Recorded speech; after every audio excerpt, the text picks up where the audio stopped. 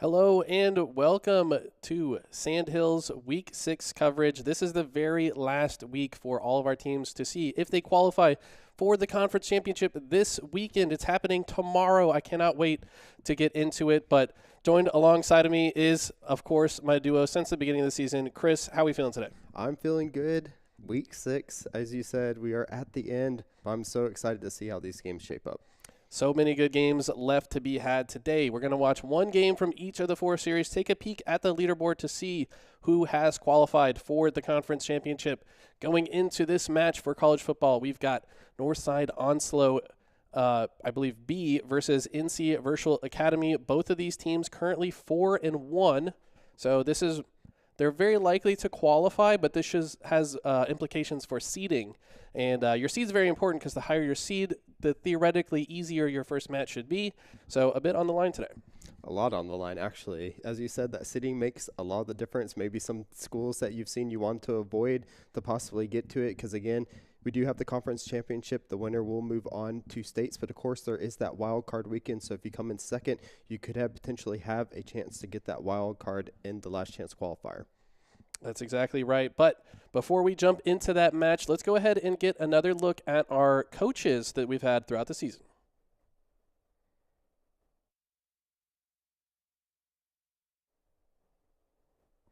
Any second now. 4 different game titles for free. We're bringing you exclusive world-class advice from the best players in the world. Learn from pro Overwatch player Jake, known for his versatility across multiple heroes and consistent top-tier performance. Or refine your Smash Bros. Knowledge with DeBuzz, renowned for his consistent tournament success and high-profile victories. Cover strategy with 11-time Madden champion Dreeny, one of the youngest and most dominant competitors in the Madden esports scene. Need help locking down your aerials? Try Rising Star Chief Beef's course on competitive Rocket League. Whether you're a filthy casual or a seasoned tryhard, get 8 straight weeks of exclusive expert game knowledge crafted for you every Friday, with the first videos dropping October 11th. That's 32 total videos covering everything you need to know about your favorite games, from fundamentals to high-level strategy. You'll learn positioning and teamwork, defensive and offensive strategy, practice routines, game sense, communication, mental and emotional resilience, all the way down to analyzing meta and adapting to change. Everyone has something to learn and enjoy, and these courses are completely free. So what are you waiting for? Go to thenotwork.org/register to sign up and get access to these courses. Love all of our coaches. If you guys have not watched the videos yet, make sure you do so, especially if you are qualifying for the state championship, because I tell you what, a lot of your competitors probably have watched it. So if you haven't, you're probably falling behind. But on that note, let's go ahead and jump into some college football action. I cannot wait to see. These are 2 of our best performers so far throughout the season, and I am certain this is going to be a banger of a matchup. So let's go ahead and jump right into it. All right, hear the drum line getting excited just as we are, as the match is loading up here. And a little bit bittersweet for me. This might be, well, this is our last regular season that we're going to cast. Of course, we're going to be casting all day the next 2 days straight during the action. So if you didn't qualify, you can at least root on your classmates and other competitors. Make sure you guys watch that broadcast as well. But here we go. Looks like once again we're going to have Alabama, one of the most picked teams. I think we've seen them in almost every single matchup throughout the season. And who are their competitors here, Chris? It looks like it might actually be an Alabama duo here from both teams. We'll have to see who comes out with the second. I actually would like to see that stats. Maybe if we could go back and see across all conferences. The pick rates? Oh my God. So it is a Crimson double. Tide There it is. versus Crimson Tide, just to confuse us as casters a little bit. But do they know that it's even teams? All the stats are the same. You can pick whatever team you want, guys. So anyways, here we go. Starting off with a run. And we're going to start off with roughly 8-yard line, if I'm not mistaken. We are, and as we can see, luckily a good little indicator showing us that it is Northside Onslow starting with the ball here. Again, we do have a pause, possibly checking to see what they can move around. Possibly could be their opponent making some switches in their formation. Of course, we will only see through the eyes of NC Virtual Academy. And since it is Northside Onslow on offense, we've seen a lot of those different competitors, especially in the top standings, move around their offensive line so that they have the best players in the best positions possible. Again, if you don't do that, maybe it's something you want to pick up going into the conference championship. You know, Draney, watch his videos. He may have something on that for you as well and everything else. But we're going to go ahead and jump into it. Here we are finally starting. We'll have to see what plays they come out with. We've seen a lot of success in both runs and passes, so we'll have to see how both of these teams come out here. Yeah, both these teams at the top for a reason. It's because their defense is quite strong. As an example of that comes right to us.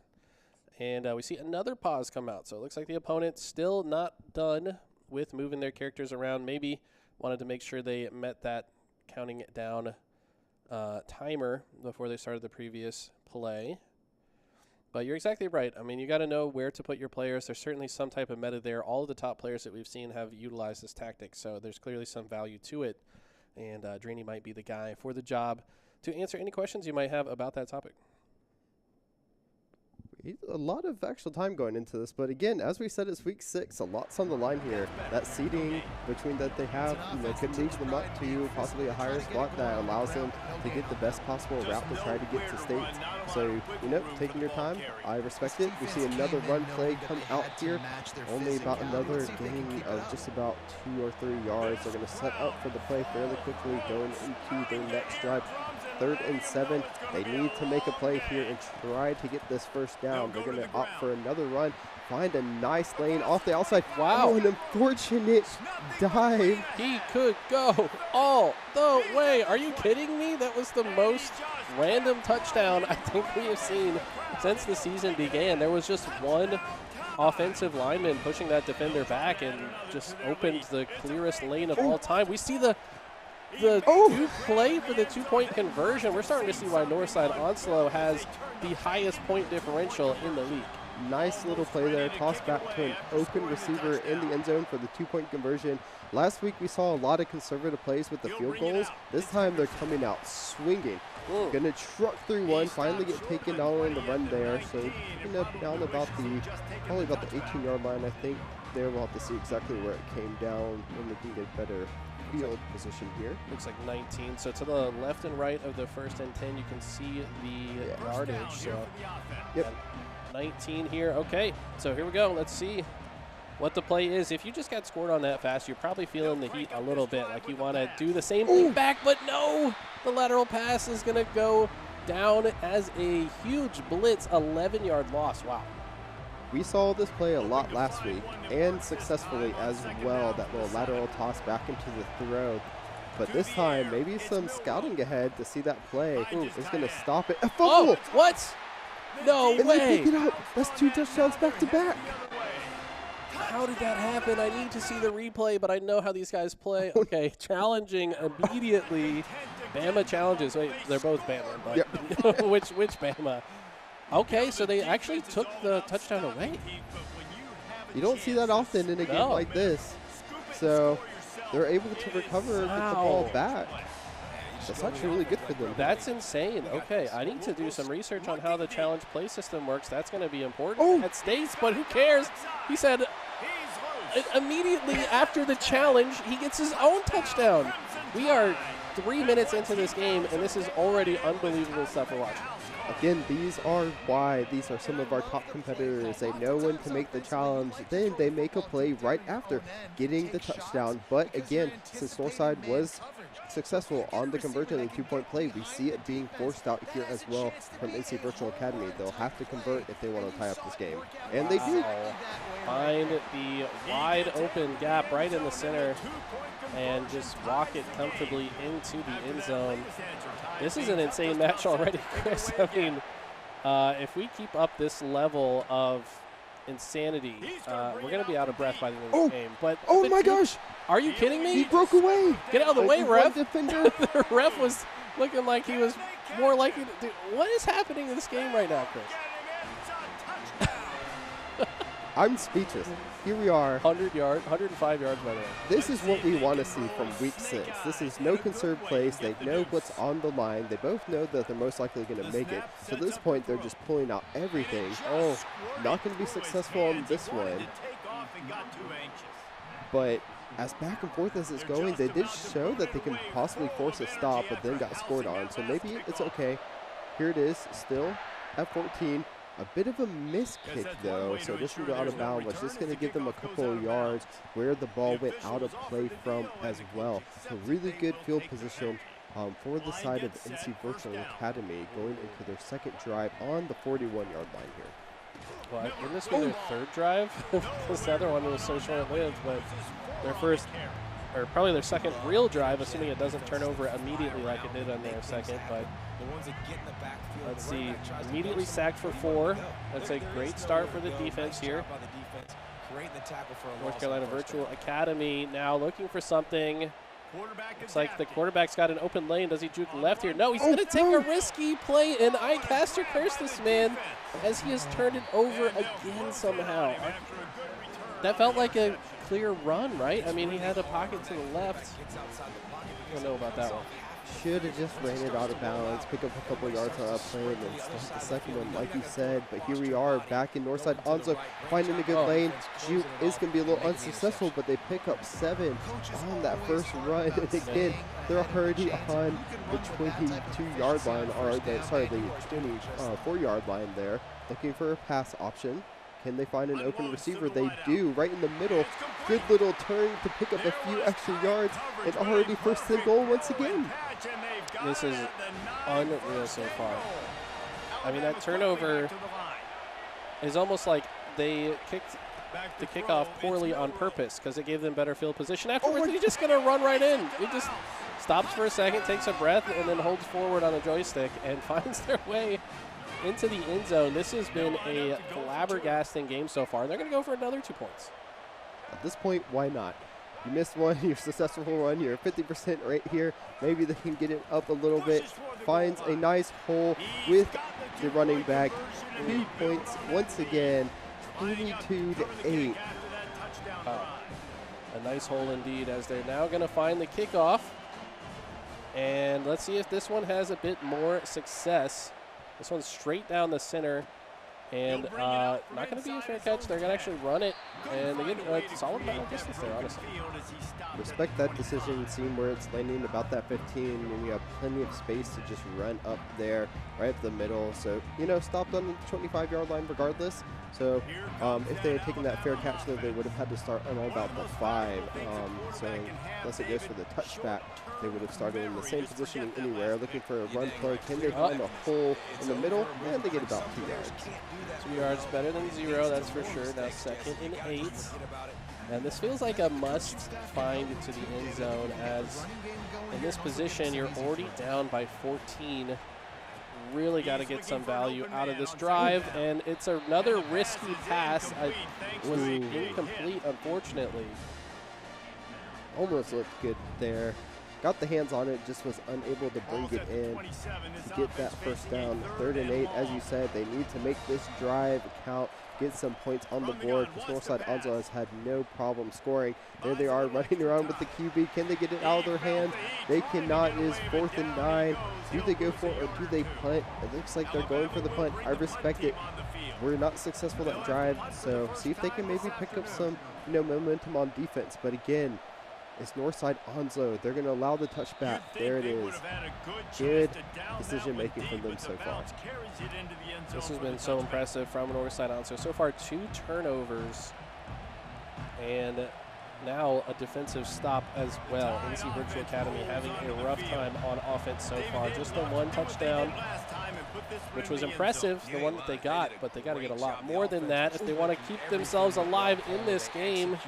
Player will get taken down, but that's a gain of 4. It is. You see the stadium pulse there. I wonder if the stadium's rooting for the right one there. They might be a little too excited for the wrong team, but it is helping out the home team with the advantage. There it is. The throw will be caught. That's a crazy throw. It looked like it could have been potentially bad, but there, found an open receiver. They're going to get that first down, and they're just moving up the field. We're only still in the first quarter, and they've already picked up 22 points. Yeah, the first quarter has been unbelievable. We still got 3 minutes left in this first quarter, by the way. It feels like we've seen so much, and this is another long pass, and it is good as they will find the end zone once again. Now, keep in mind, this team, Northside Onslow, so far, before this game even started, has scored 248 points across their other 5 games. So they're averaging a ton of points per game. They're starting to see why. Already 28. They're trending to have well over 120 points if they keep up this level of proficiency. What do you do at this point? As NC Virtual Academy, you have to make a stop somehow, but it just seems like no matter what Northside Onslow does, on offense, they're the right decisions. And then on defense, unfortunately, NC Virtual Academy has made a couple of mistakes, some unforced errors that just make them have to turn over or have forced to turn over themselves. Here we see the run, gets up a little bit with 8, but has to be a little more effective going into it with some of these safer plays. I understand you want to run it, you don't want that interception to come out again, but you have to start moving up the field a little bit. You have to start scoring here. Because if you're going up against such a high-scoring team such as Northside Onslow, in order to stay in the game, you have to put some points on the board. Absolutely. And they find a wide open gap to run through. They will get the first down and some extra credit.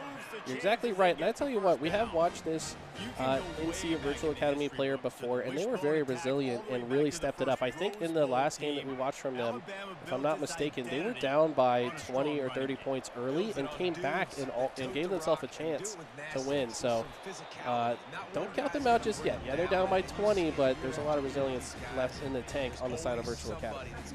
They are moving up, buried on that first down, or 2nd and 7.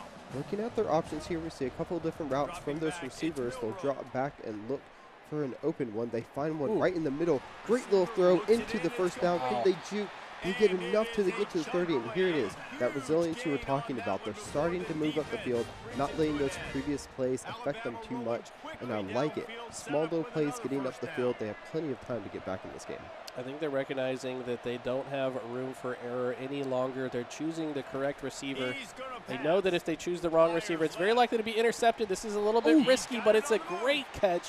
Another first down. That's the 5th first down for NC Virtual Academy. Here it is, within goal distance. This is what they need. All they have to do is just get this, and they're a little bit back in the game there. They're at least covering the distance. But I want to see if Northside also has some, good plays for these kind of short, and goal sequences that we're going to see here. Quarterback moving out to the side, makes a throw right on the 2-yard line. Receiver gets hit before they can make the turn in there, but still a low play, moving them up. Should have a nice little possible run to probably get them into that touchdown there. We'll see what they decide to do. Surprised they didn't go for that receiver all the way in the far corner. They looked wide open, but here it is, the play going straight into the end zone. Doesn't have to do anything fancy, just walk it right in. And they're back on the board, still behind, but significantly less. They're going to take the extra point. I agree with this. You really got to start making some progress back. If you go for the 2-point conversion and fail, that one feels quite bad. I do like this. So at this point, it is a 2-touchdown game with those extra points. So I don't have to really force any of those 2-point conversions just yet. We do see the kick coming out. Will they decide to run it or take a knee? They do decide to run it. Are going to get tackled at about that 9-8-yard line. So great stop coming out NC Virtual Academy and not letting any of that space get up, because we've already seen them run a 100-yard touchdown already.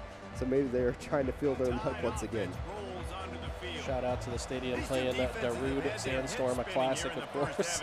As now from the 8-yard line, and you're exactly right, to get that stop right after scoring is massive for NC Virtual Academy. That's another good stop as well. It could have been a lot worse than it was. Still a 3-point gain, though, for Northside Onslow.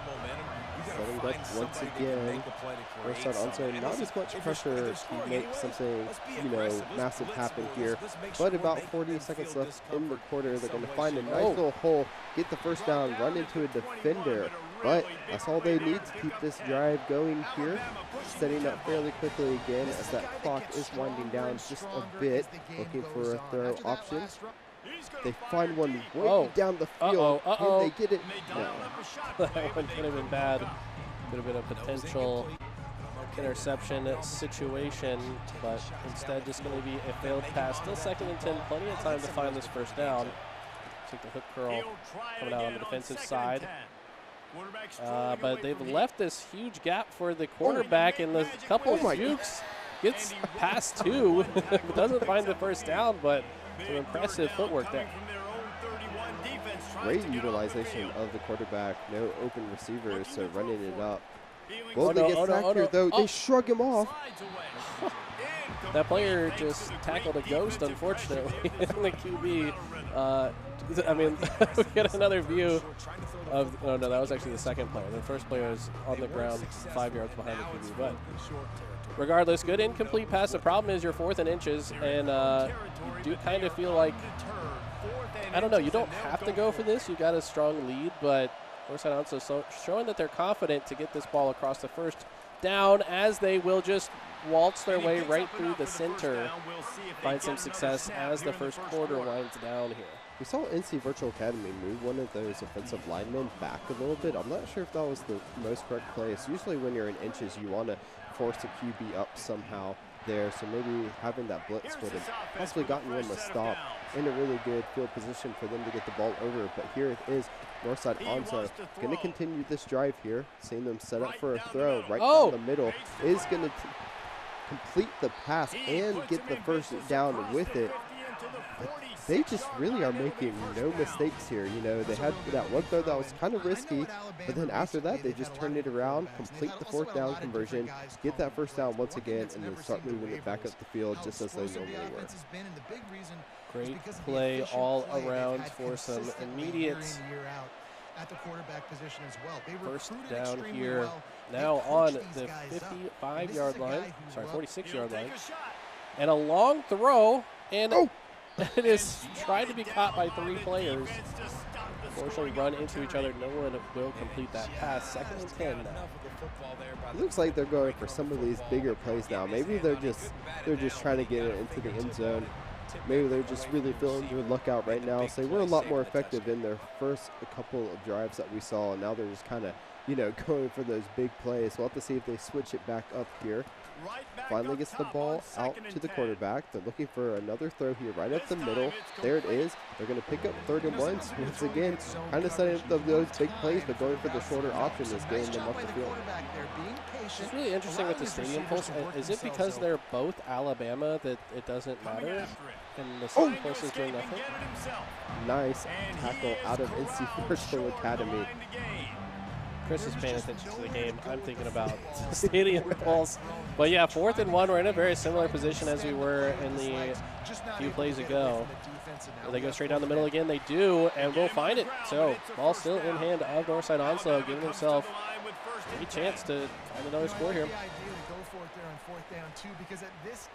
Dropping back, the throw will be complete. Oh, a nice little juke will pick him up 1 extra yard with 2nd and 1.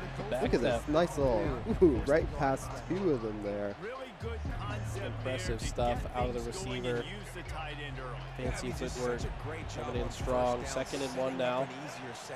Has multiple opportunities to find this yard. There it is. It's going to be forced.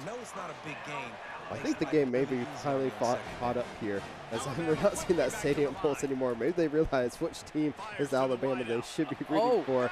And, it's not the one that just got the touchdown, but there it is. So effective on that throw. A couple of running plays into the throw to mix it up, and they just cannot be stopped at the moment. This is impressive how proficient they are at finding the end zone. Also yet to turn the ball over at all. Big part of the reason why they have so many points, and they're so confident in their 2-point conversions, as they should be. That's now, what, 3 for 4 in their attempts? So, I mean, Northside also incredibly proficient at all of these offensive plays. There it is, a sight we've seen so many times before this game already. The kickoff from Northside Onzo, opting to run it up. NC Virtual Academy will get a couple yards on that play. Maybe not as effective as if they had let the touchback go through. They'll set up here on about the 18-yard line. They have a lot of ground to cover, but still 5 minutes left in this quarter and a half, so plenty of time to get some points on the board. But again, they have to start making some good plays now. They have to start scoring and getting some stops there. Yeah, they're trailing by 21 now, so it's a 3-touchdown game. They've got to not only be proficient on offense, but also defense at this point. And so far, none of Northside Onso's competitors have found a way to stop them finding the end zone. It's a great start on the offensive side, though, from Virtual Academy. They will find a first down and also spare themselves an injury in the process by walking out. Taking a little bit of a note from Northside Onso there, who did the same thing with their quarterback a couple of those plays last time. I do like it a lot more than actually throwing an interception, but covered by 2. Can they get this? They can! Oh no, they dropped it by the last second. They didn't bring it in. Let's see if we can watch this full replay. Catch is in hand for a second, but it looked like they were just losing control of it.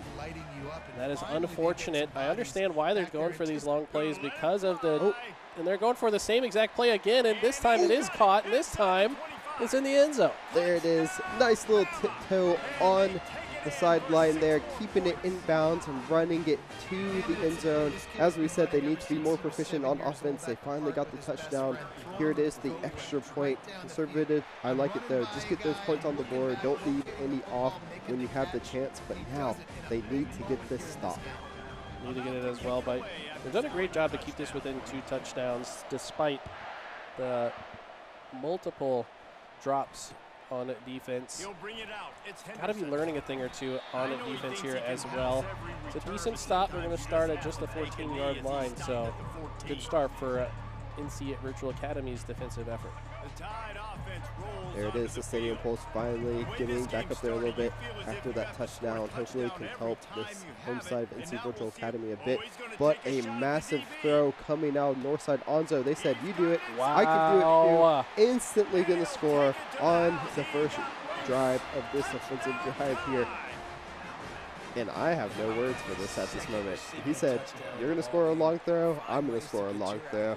And just no matter what NC Virtual Academy does on offense now, they just, since they haven't been able to get any defensive stops or efforts or any turnovers, Northside Onso is just trading touchdowns with them at this point. Northside Onso showing that there's a reason they have the most points scored in the Sandhills region. This is with forfeit as well, by the way. So they have a forfeit win where they were only awarded 3 points. And what? Wait, it's turned over from the onside kick? Wait, okay, no, that was supposed to happen. Sorry, I looked away for a second. I got a little ahead of myself, I'm sorry. But that was supposed to happen. It's both of the Alabamas throwing off. Alabama is throwing me off a little bit here. But regardless, yes, they have been extremely proficient when it comes to these offensive efforts, and I can't wait to see how much they score in the championship tomorrow. But like we said, both these teams are very likely to qualify, so it's going to be mostly for seeding here, which is oh so important. Again, you want that best chance to get to that championship game, to get that first place, to get to state, or possibly even to get that second, to possibly get to a wild card weekend. You know, getting top 2 is going to matter a lot.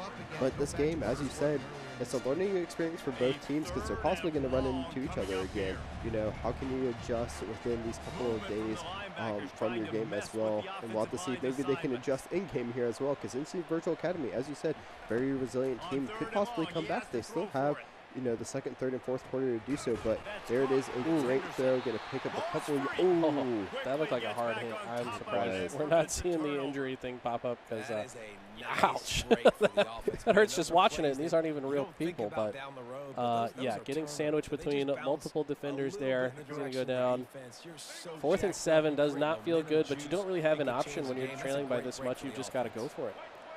Trailing by 20 points, they're going for the play. There it is, the toss back. Can they find the receiver? Covered by but they'll find it for the touchdown. Huge play. That was so clutch to keep themselves alive, and that's what we talked about. This team is highly resilient. Going to give themselves a chance to win this one here. Still keeping it a 2-touchdown game. Now actually a little bit closer, now only down by 13 when Northside also failed that 2-point conversion on the last play. Again, here comes the kick. A little bit of a missed touch there, so it should allow them to get up the field a bit. Found a small hole. Going to get taken down to about 31-yard line, it looks like there. So good field position for the side of Northside Onso going into this next drive. Again, they've been, as you said, so proficient on offense. Can they be stopped? This would be the best time for NC Virtual Academy to do it. Here we see, dropping back for the pass. They find, ooh. Okay, it was swatted out of the air to prevent interception, but that was looking a little scary. What a day this guy's had throwing the football. Multiple touchdowns, and he's done a really nice job with his we're letting the other casters talk about how good the QB is for a second.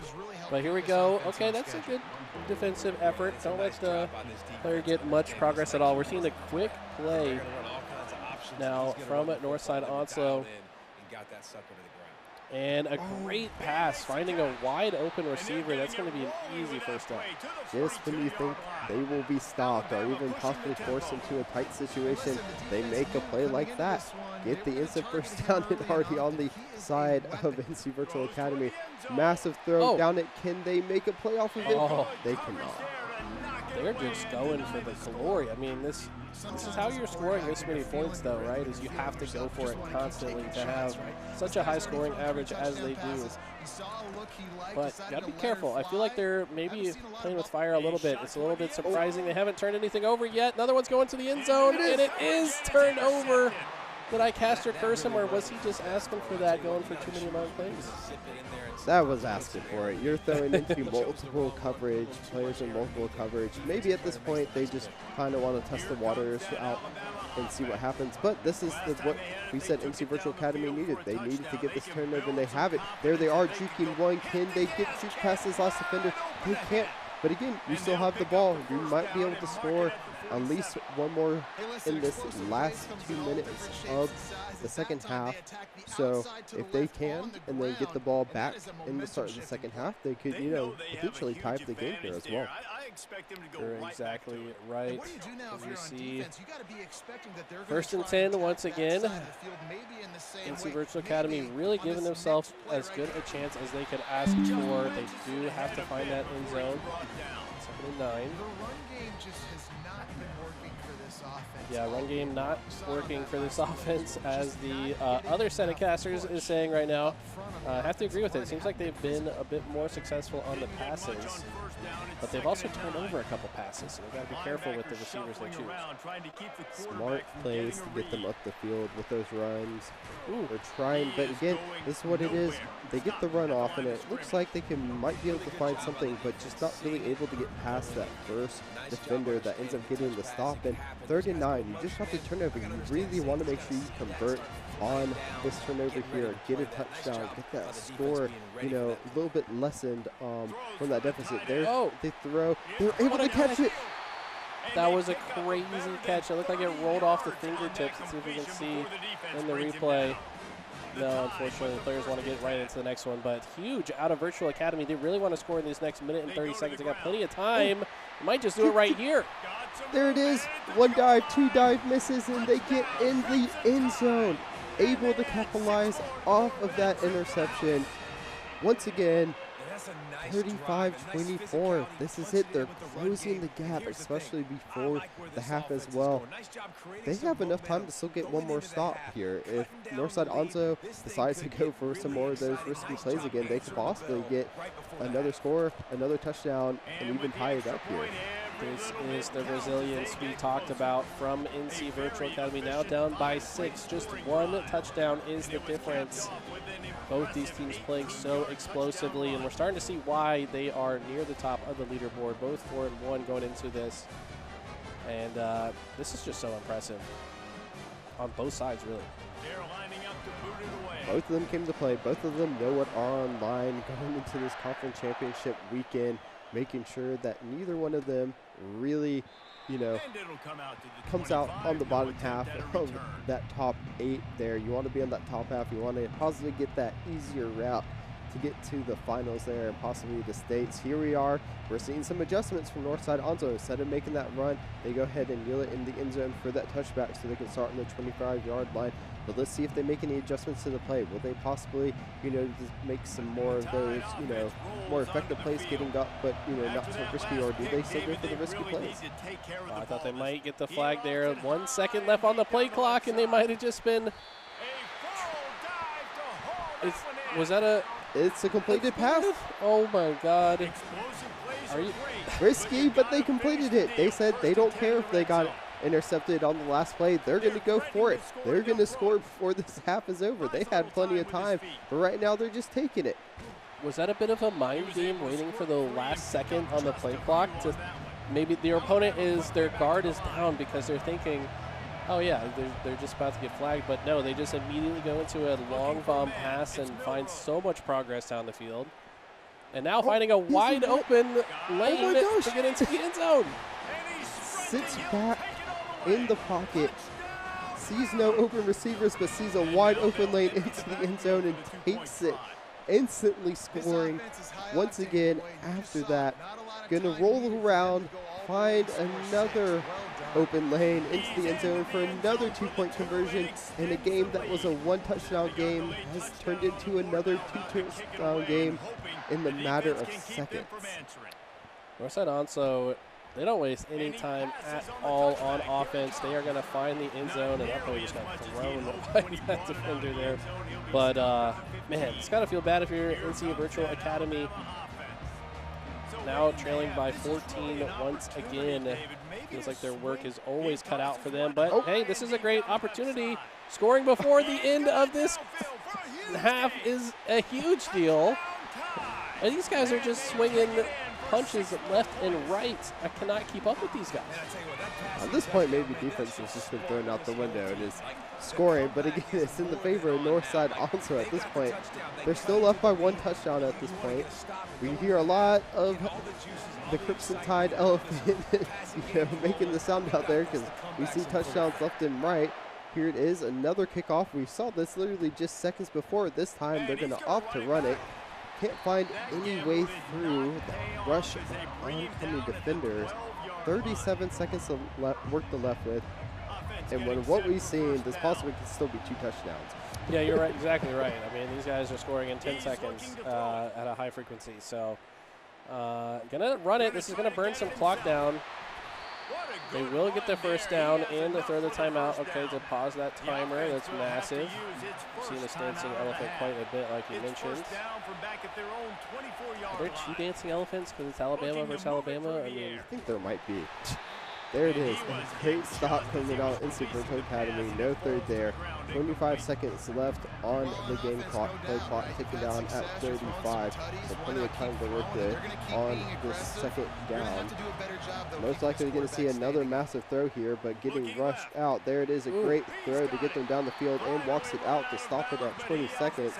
So they might be playing a little bit more of the clock here to avoid, if they get that touchdown, to give NC Virtual Academy that possible run at another touchdown. Because again, I do believe it starts with NC Virtual Academy in the second half as well. Okay, we see the double pass handoff here and a wide open receiver. They will get taken down. Another timeout burned for obvious reasons. Not much time left on the clock, but Northside Onso certainly eyeing the end zone here. They certainly want to score. They don't usually need a whole 13 seconds, so this looks like plenty of time on their side right now.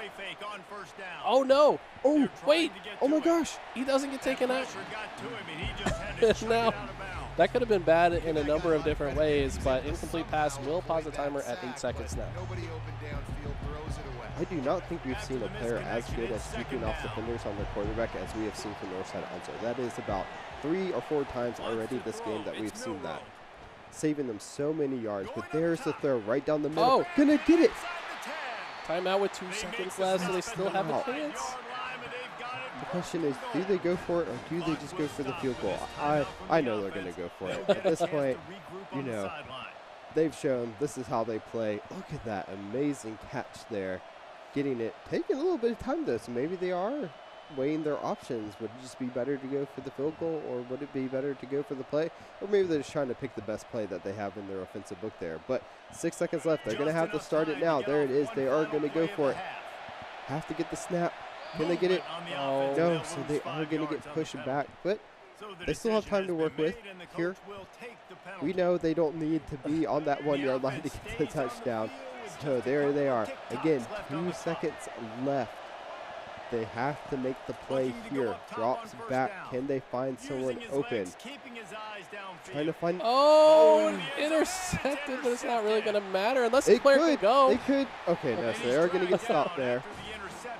This has just been unbelievable gameplay on both sides. I think he, like, realistically probably should go for the field goal there, but like you said, we know how this guy plays. He doesn't care. He's trying to get the most points ever scored of all time in college football.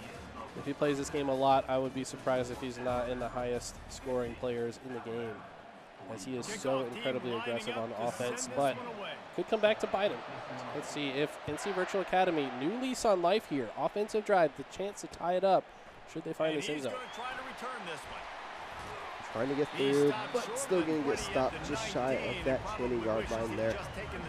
As you said, though, they are starting with the ball. One touchdown game since Forsyth also was unable to convert on that last play of the first half. This is where they can start making their comeback. There it is, great throw to get the first down. That's exactly how they need to start this half. Wasting no time at all as well. That's exactly that, David. You got to create another first down in no time. Can they do it again? Marching the ball down the field and scoring right away. Both these players play so fast. They're going to find their way to run into his own teammate. The offensive lineman stopping him. That's awkward. And unfortunately, a running back running into a monster like that is not going to be able to get through them. That's like running into a brick wall of your own teammate. But 2nd and 1, not too bad. Running back there, good job throwing it away. That would have taken them pretty far back, but still not too bad.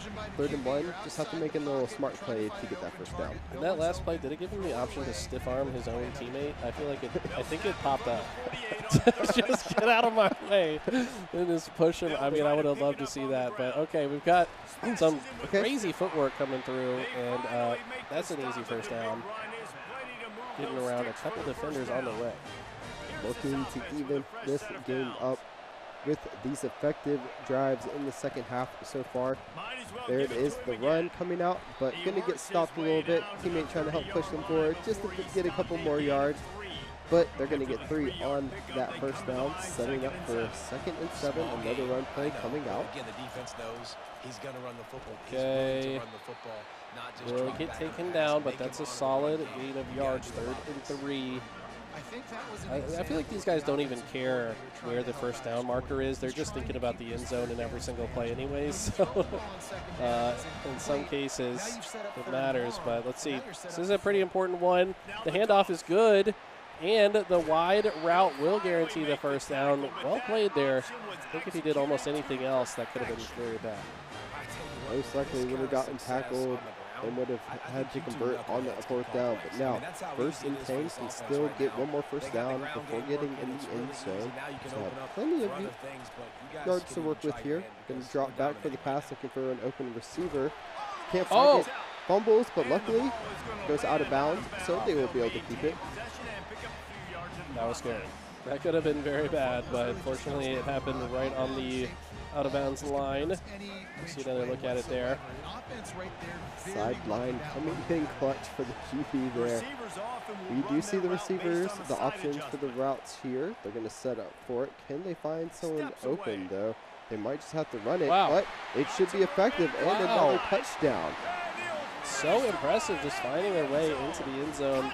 Looks like they did not expect it on the defensive side for them to just go for it again. Is this going to be a tie game, Chris? After all that we have witnessed, it is now 50-50 in the 3rd quarter. This has been an insane game. It shows just how effective those turnovers are, and even possibly just getting the stop as well in the latter half of the first half. Here it is. They're going to run it. Almost found a hole there, but going to finally get tackled at about the 17-yard line. So again, these runs, they had one one effective that got them to the end zone. These last couple, maybe they just start letting some touchbacks happen. But there, that stadium pulse roaring as the game is finally tied up. They get a nice little stop there after a game of 2. This could go either way at this point. I mean, this is all tied up. Onso has been so good at scoring, but it feels like NC Virtual Academy with a new kind of breath of air here as they are so strong on defense all of a sudden. They were previously down by 3 touchdowns and were able to stop Northside Onslow multiple times to bring this one back.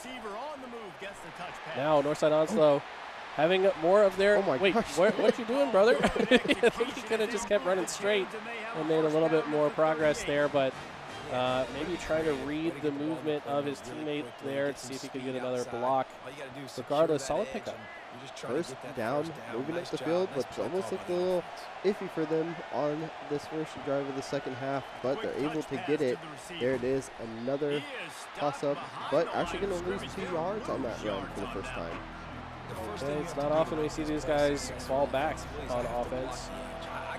Almost always forward. Let's see. Northside Onso. I feel like they've got more tricks left in the tank, and we're seeing one of them right here, and the nice juke around the player that dives into the out of bounds. Great catch and run here on the side of Northside Onslow, looking like they looked in the first quarter. Usually when we see that play, we see the long pass to the left side, but they opt to go to the right for that short little one to get some yardage, and it's been kind of playing the mind games of NC Virtual Academy when they see it there, because they may be expecting it also. But good stop on there for NC Virtual Academy. No pickup on that play for the side left side Onso. Seeing another drop pass, finds the receiver, and juke will get them about, about a gain of 10, 2 yards to go.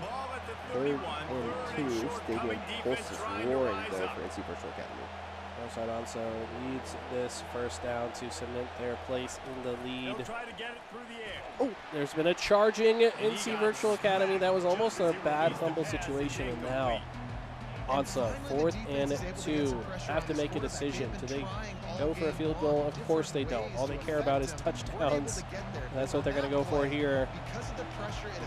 NC Virtual Academy want to stop this, but are going to be unable to do so. And now after that first down, almost feels inevitable that Onso finds that end zone so long as they don't turn this ball over the interception. So they set up once again with the different options here. Going to opt to run it right up the middle, picking up about 7 yards on that play. Once again, these runs have been really effective for the side of Northside Onso. They can really just find those nice little lanes that they can get the running backs through to pick up some yards and then get someone in a good field position like here. We do see them moving up. Can it get stopped just shy of that first down bust? There should be no issue for them. 3rd and 1. So they just try to force it over the line as they've had so much success doing throughout this game. Looks like they will. Running back finds another first down, and this is looking pretty good for Onso to regain the lead. NC Virtual Academy will have plenty of time to tie it up if they do that. 2 minutes left in the 3rd quarter. A lot of time has been burned on this drive here. A juke into that first down. Will get them 1st and goal on about the 2-yard line here, 2-3 yard line. Really good field positioning. So, actually the 1. So it's about not a matter of how, but a matter of when. Can they get this in here? Quarterback sneak will get them right into the end zone. As you said, they have finally picked up the lead, but will they go for the 2? Yep, of course they do here. No doubt about it at all. Just trying to be a good caster and give out the options, but we know it was coming. I mean, this run out, and here it is, just running it right back in again. They're so good at the 2-point conversion, so that's a deadly weapon, I think, going into the conference championships, because a lot of these players are content to just go for the extra point, but if you are landing those 2-point conversions more than 66% of the time, statistically, you're going to have the edge here. And Northside Onso's percentage on that is certainly higher than 2/3. So let's see, NC Virtual Academy kind of have to answer back now. This is a must-do situation. Could they just do it immediately? And I think they will. They will. And again, Northside Onzo taking the slow, steady approach. NC Virtual Academy said, well, I don't really have time for that at the moment. I have to get this in. Great throw into the touchdown, but they are going for this 2-point conversion. There it is, the pressure that they're feeling. They have to convert here. Can they find it? Nice little throw, and they will pick it up. Again, we are tied. If you're one of these audience members, first of all, you're confused because you're watching Alabama play Alabama. But second of all, like, you're watching one of the greatest football games ever played. As we see, I just don't know how this one could possibly end. We're tied up 58-58. I have not seen a game this tightly matched since we started the season. And even better was the comeback from NC Virtual Academy to get here as well. You spoke about the resilience coming back, and now we're at a tied game that matters for seeding going into conference championship. And we're seeing two teams that could possibly face each other once again in this coming weekend. And now they've seen a lot of what they can use against each other, so it's a really good learning experience for both of them. But again, who will be able to take that top seed between the two as well? Here we are, Northside Onzo picking up another first down, content on these short little runs to get them, you know, up the field a couple yards at a time. So here they are, going to force another one. We see them lining up for the run. A couple different options again. Going to hand it off to the running back. Going to get tackled though, so only a gain of one. Only a gain of one, but I'm sure that's not going to have them worried whatsoever. They've had so much success getting down this field. This is a very intense moment though, because one single interception can change this game instantly, as both teams have just been scoring on their offensive drives for quite a while. We haven't seen a turnover since, I think, the second quarter and early in it. So one turnover could change this game instantly. We see a lot of time being taken here, running off some game clock. And it's going to be ran, and just 1 yard gained. Now third down for Northside Onso. Gonna have to make a bigger play going into it. These runs not as fruitful going into this, but actually looks like they might be setting up for it once again here. We know they don't shy away from the fourth down, so I'm just gonna assume there's still at least 2 plays left in this drive if they don't get the first down here. But they're content on running down the clock here. I wonder if they'll snap it like right before the third quarter ends or not. Actually might not even do that. They're gonna let it go through. It's gonna reset that play clock as well going into the fourth quarter. Maybe they're just trying to do some mind games, trying to see, oh, you know we have the ball, it's 3rd and 8, but we have no pressure. So trying to pass that along to NC Virtual Academy there. We'll have to see if they're able to stay composed and get the stop. Well, think about the math game here when it comes to the clock, right?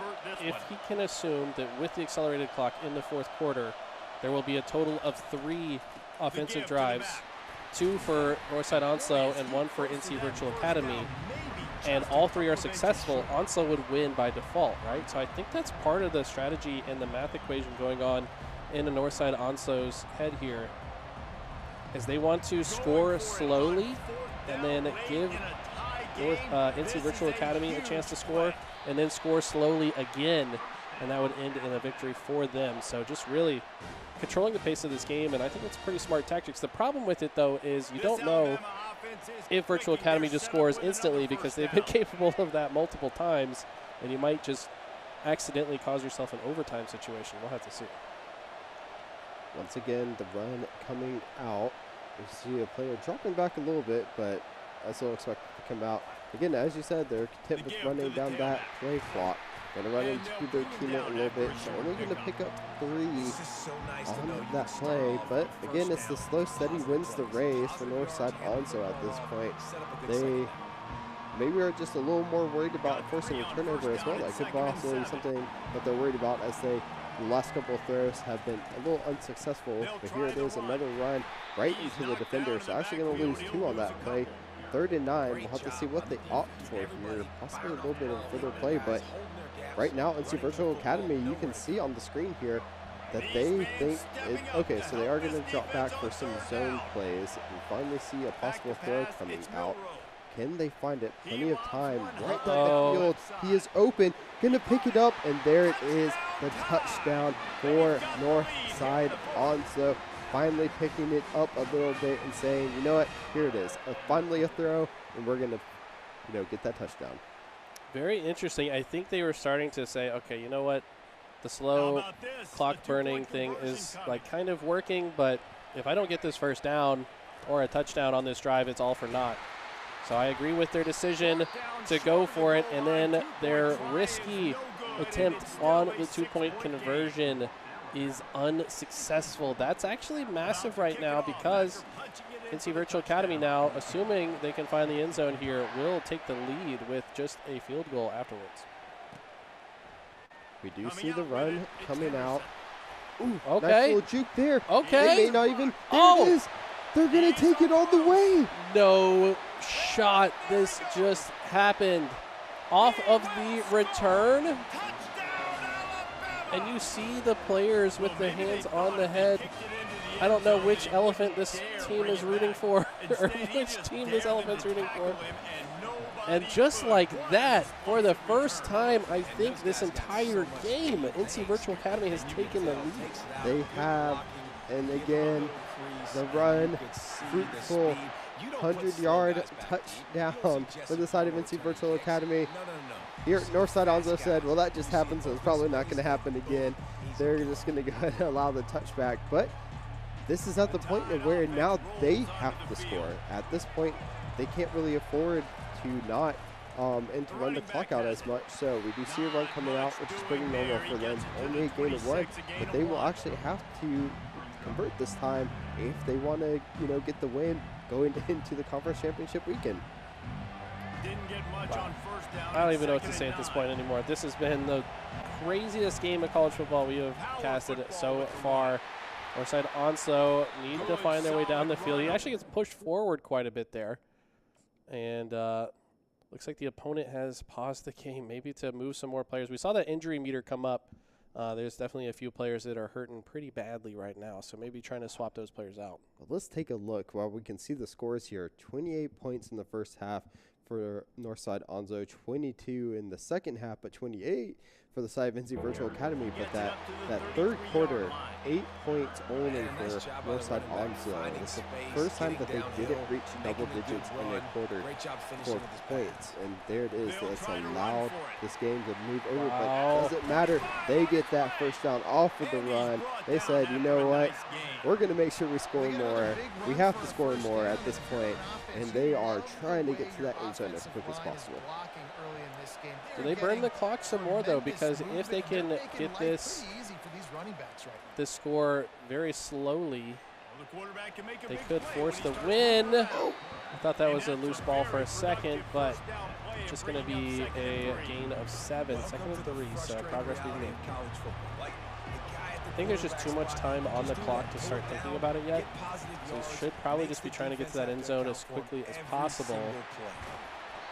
Will get taken down after receiving the first down, but still some work left to do.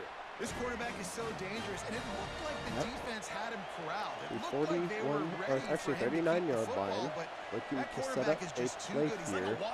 Has some options, possibly a run though as well, so we do see one to the left of the quarterback.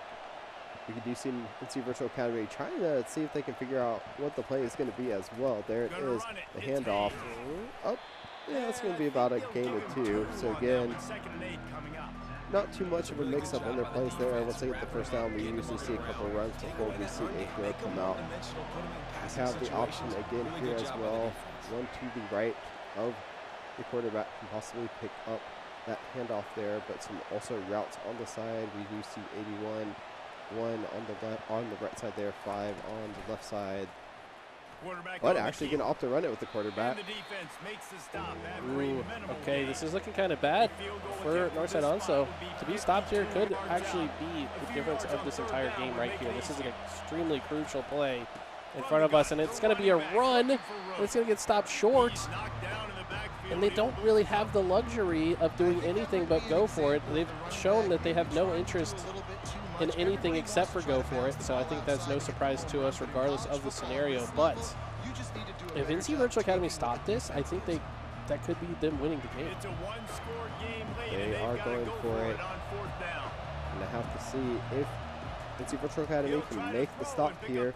Good rush down, but the throw right at the middle is going to be good. The diving catch, so clutch in the moment. Like we said, if that stopped right there, NC Virtual Academy has free reign to run down the clock, score very slowly, but Onslow giving themselves a chance to apply that pressure on the other side.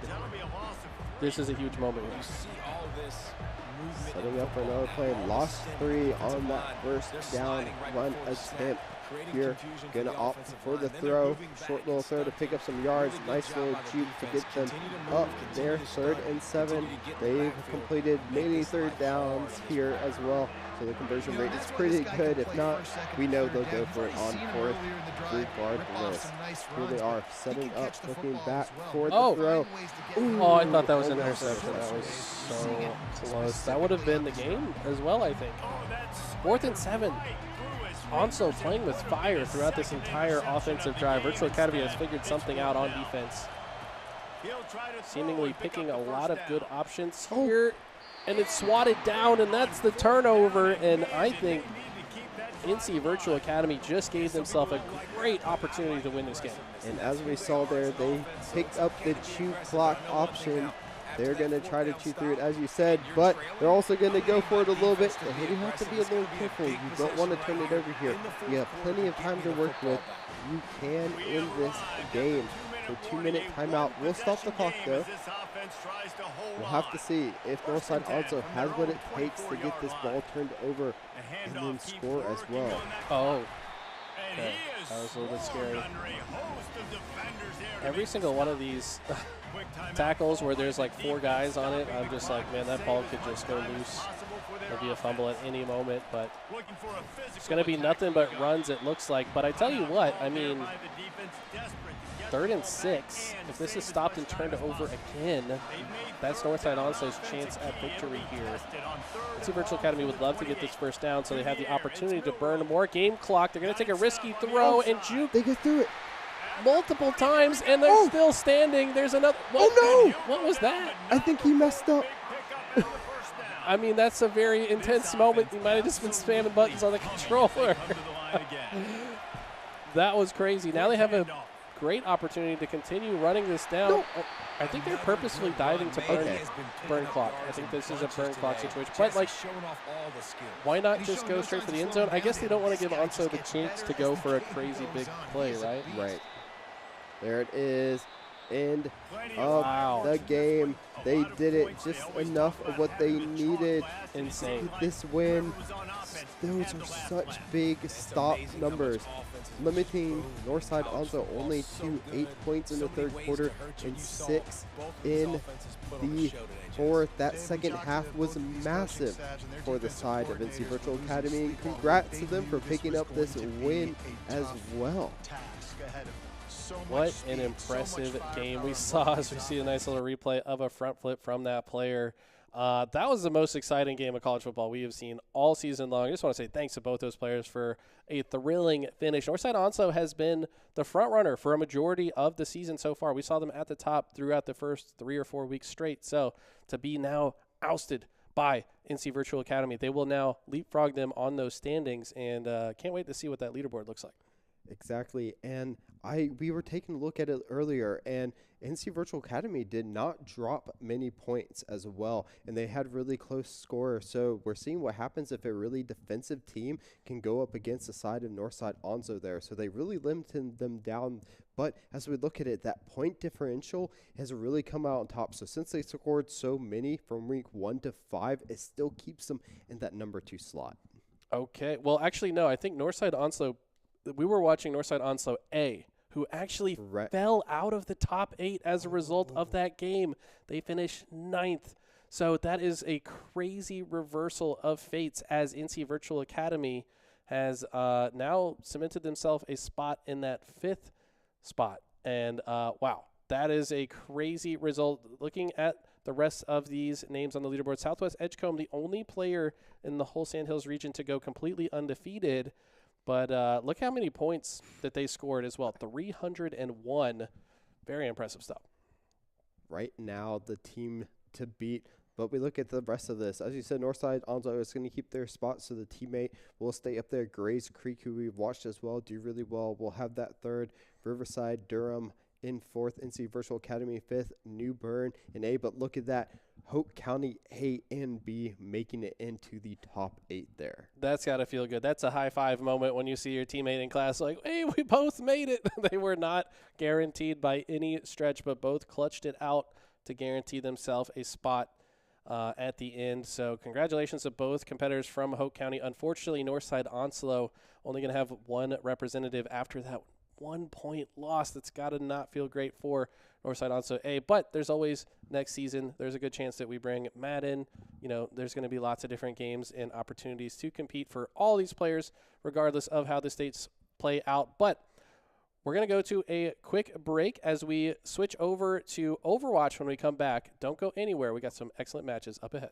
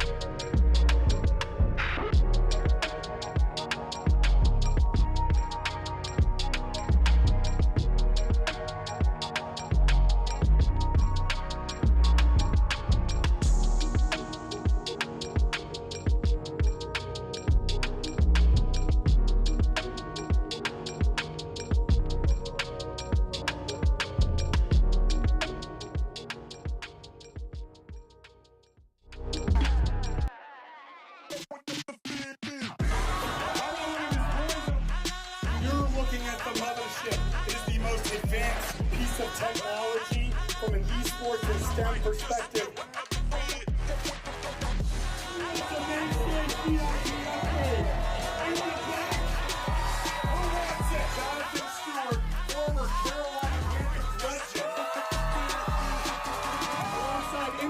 From the mayor of Charlotte, Vi Lyles, he actually needs it. Because the Love and Life Music Festival is an amazing place. Main stage VIP is even better. I told you about the esports big rig that'll be there. What's your favorite game? Between either Madden or 2K. You think you'll be Boblin? Depending on how often he plays video. Yeah. I got celebrated birthday with an opportunity of a lifetime. So let's go with the birthday girl right here. We made this game partnering with Epic Games in our own North Carolina. This wouldn't be possible without our boy Steve Isaacs over here from Epic Games. He brought us the partnership that made the map of the festival. Love and Life Music Festival is about to take over. Right, no, you just keep going straight. You'll find the victory here. We got a shortcut. We got a shortcut. Shortcut. Guess who's gonna win it? Let's hear you go. Who did it? Who did it? Right there. Player 5. Player 5. Let's go.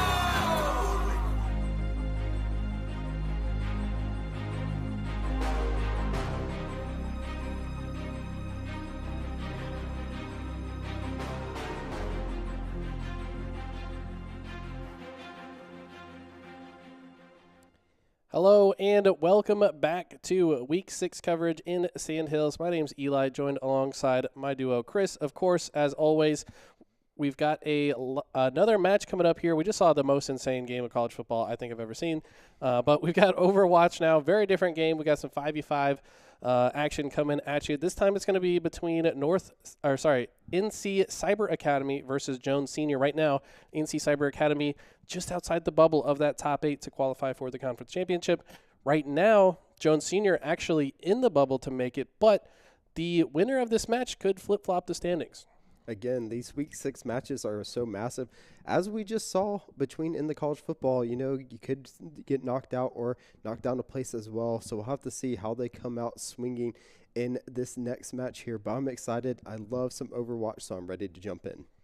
Let's go ahead and get into game number 1. I know you've seen the NC Cyber Academy play before. This is that squad with Mintz, GG on the Reaper. Shout out to Coach Ann, who has been coaching them up quite a bit. I know she has been spending a lot of time with them and is very proud of the progress that they all have made. On the other side, Jones Senior. This is a squad with Twiz, Magic, Weedcat, Sergey, Ray Allen, and Cloud. So should be a good one. Jumping right into it, we do see both of the team comps going in pretty similar on both sides. Actually, NC Cyber Academy having a really similar with that Reaper and that Bastion once again, but this time maybe opting for a little bit, a couple other choices. We do see the Juno on support, but Twiz actually picking up the first kill there, and they're going to start getting some of that. We do see Concussion on the point. There it is. The camera has swapped over to the Bastion, so Solomon is going to get some love, but right now they have been forced off, and we do see Jones Senior picking up the first bit of points there, getting that percentage up. Here we are. Again, we're on the control map, so we have to pick up the points. Whoever gets to 100, we'll stop, and then we'll move to another point after that as well. But great kill there on to the Junkrat, and both teams coming out swinging in this map number 1. The minigun coming out already from Solomon. I'm pretty sure this player almost exclusively plays Bastion, and for good reason. They're quite good on this champion. Just kind of controlling their distance here. Trying to make sure they stay alive, stay behind those tank players, and output as much damage as possible. Minigun out again. And with some help from Mintz, will secure the KO on Ray Allen. But in the process, 3 go down for NC Cyber. And Jones Senior looking very good to cap this first hill. They've got to hold off one more wave of opposition from Cyber Academy. At the 50% mark, we do see Ultimates getting charged up here. Jones Senior almost with that Arissa and that visor from the Soldier 76 online for them. A couple of NC Cyber Academy, we did see a swap over Sigma to the Zarya, so she's going to be there. and have to get that up as well. So right now they're going to be a little bit on the back foot, especially at 60%. You know, they kind of have to start making some plays now, but again, with those 2 ultimates coming up, are going to be on the back foot. So really good defensive plays here are in coverage from the side of Jones Sr. right now, just kind of keeping them out and really haven't let them in since the beginning. We do see the Reaper maybe trying to position to get into the back there. Juno does have the ult, but again, with the utility, it's not going to be the best to get them forward. They need to get some of these ults online for the side of NC Cyber Academy if they want to try to get in. They might be able to find some kills here. There it is, but a great drop to the beat from the Lucios can help keep the teammates alive. There it is, overtime going into effect. The contestation from NC Cyber Academy is needed. Juno popping the ult there. They finally have the rest. Can they get it? There it is. The ult's being used from everyone on the side of NC Cyber Academy. Can they follow up? They finally get the kills that they need, so they should be able to get the point captured here and start their percentage. But again, they have no room from error at this point. Very impressive retake from Cyber Academy overall. I like the opening from Mintz. Yeah, he went down, but he caused a lot of chaos, forced multiple members of Jones Sr. to turn around as his team pushed in. That's ultimately what led to their success in recapturing this point here now. Ultimate online. Not sure if now is the time to use it. Looks like Jones Sr. trying to take multiple approach angles to get into the zone. Good kills there. Actually, a trade on the kills. We still do have both of the DPS with their ultimates right now. Holding them is the best until that big push comes out. Right now, they are not too much in a rush to need to use them, as there's no real ults on the side of Jones Sr. either, so they can just kind of play this waiting game. They have really good projectile players. The hit scan players right now to kind of keep them up. The Reaper is going to fall, but right now they still have a good hold on this point. At 50%, all they have to do is just keep holding it for 50% more and keep Jones Seniors off, but it might be a little bit of a tall task as we do see some of those ultimates coming up there. About 60% across the board, and some pretty good ones as well once they have dropped the beat in the visor online also. Jones Sr. were in such a good position to score this, but ever since they've been staggered, ever since the NC Cyber got control of the point, it has been nothing but a staggered situation for Jones Sr. They have not all 5 been alive and ready to push at the same time, a single time. And look at the teleport coming out from Mintz, always willing to go into the front line, has that get out of jail free card of the Shadow Walk to get out if necessary. But I think that might just do it, as 2 go down for Jones Sr. Cyber Academy looking good to close out this first hill. Visor was used, but he was killed only after 1. There it is. They're getting those kills. Will the Death Lotus be used here? Haven't had the need to use it just yet, getting the kills with just the basic attacks. No one on there to contest from the side of Jones Sr. And what a comeback from NC Cyber Academy, not even having to use any of those DPS ults. You know, I kind of would have liked to see them use it just because you can't hold on it going into the round number 2, but at the same time, it just shows how well they are able to take control of that point after they are finally able to get on it and then keep it for the rest of the time. And here we see them playing a little basketball here. You actually can score, so maybe we'll see that happen. There it is, lining up the shot. Can they get it? We're waiting. There it goes. Wow. And they practiced that one. Did a little bit better on the shooting here than they did on the first point, so maybe we'll go over. But we do see some of the mix-ups. So again, Twist is moving over from that Junkrat to the Reaper here, and we also do see the Doomfist coming out as well instead of the Orisa. So a couple of changes on the side. Jones Sr., will it work out for them? Hate to call them out, but the Orisa dying early in the first push back after Cyber Academy had gotten control was ultimately what led to those constant stagger situations. The tank player cannot get too greedy and needs to fall back in another situation like that. Twiz going to be first to go down here for Jones Sr. And is this going to be more of the same issues that we saw in that first round?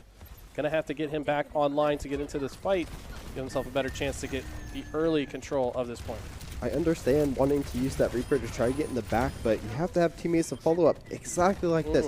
I love to see this from the side of NC Cyber Academy. Both of the DPS are working off of each other to get it. You have really strong of that hit scan coming out of the Bastion, and then the hard-hitting Reaper to follow up on it. This is a team game. You want to play as a team, and we see that coming out of NC Cyber Academy, and they're able to pick up the point on this second round here fairly quickly and already starting to move up. We already see a swap off of the Doomfist onto the Renata here from the side of Jones Senior. So they're trying to find the comp that can help them out.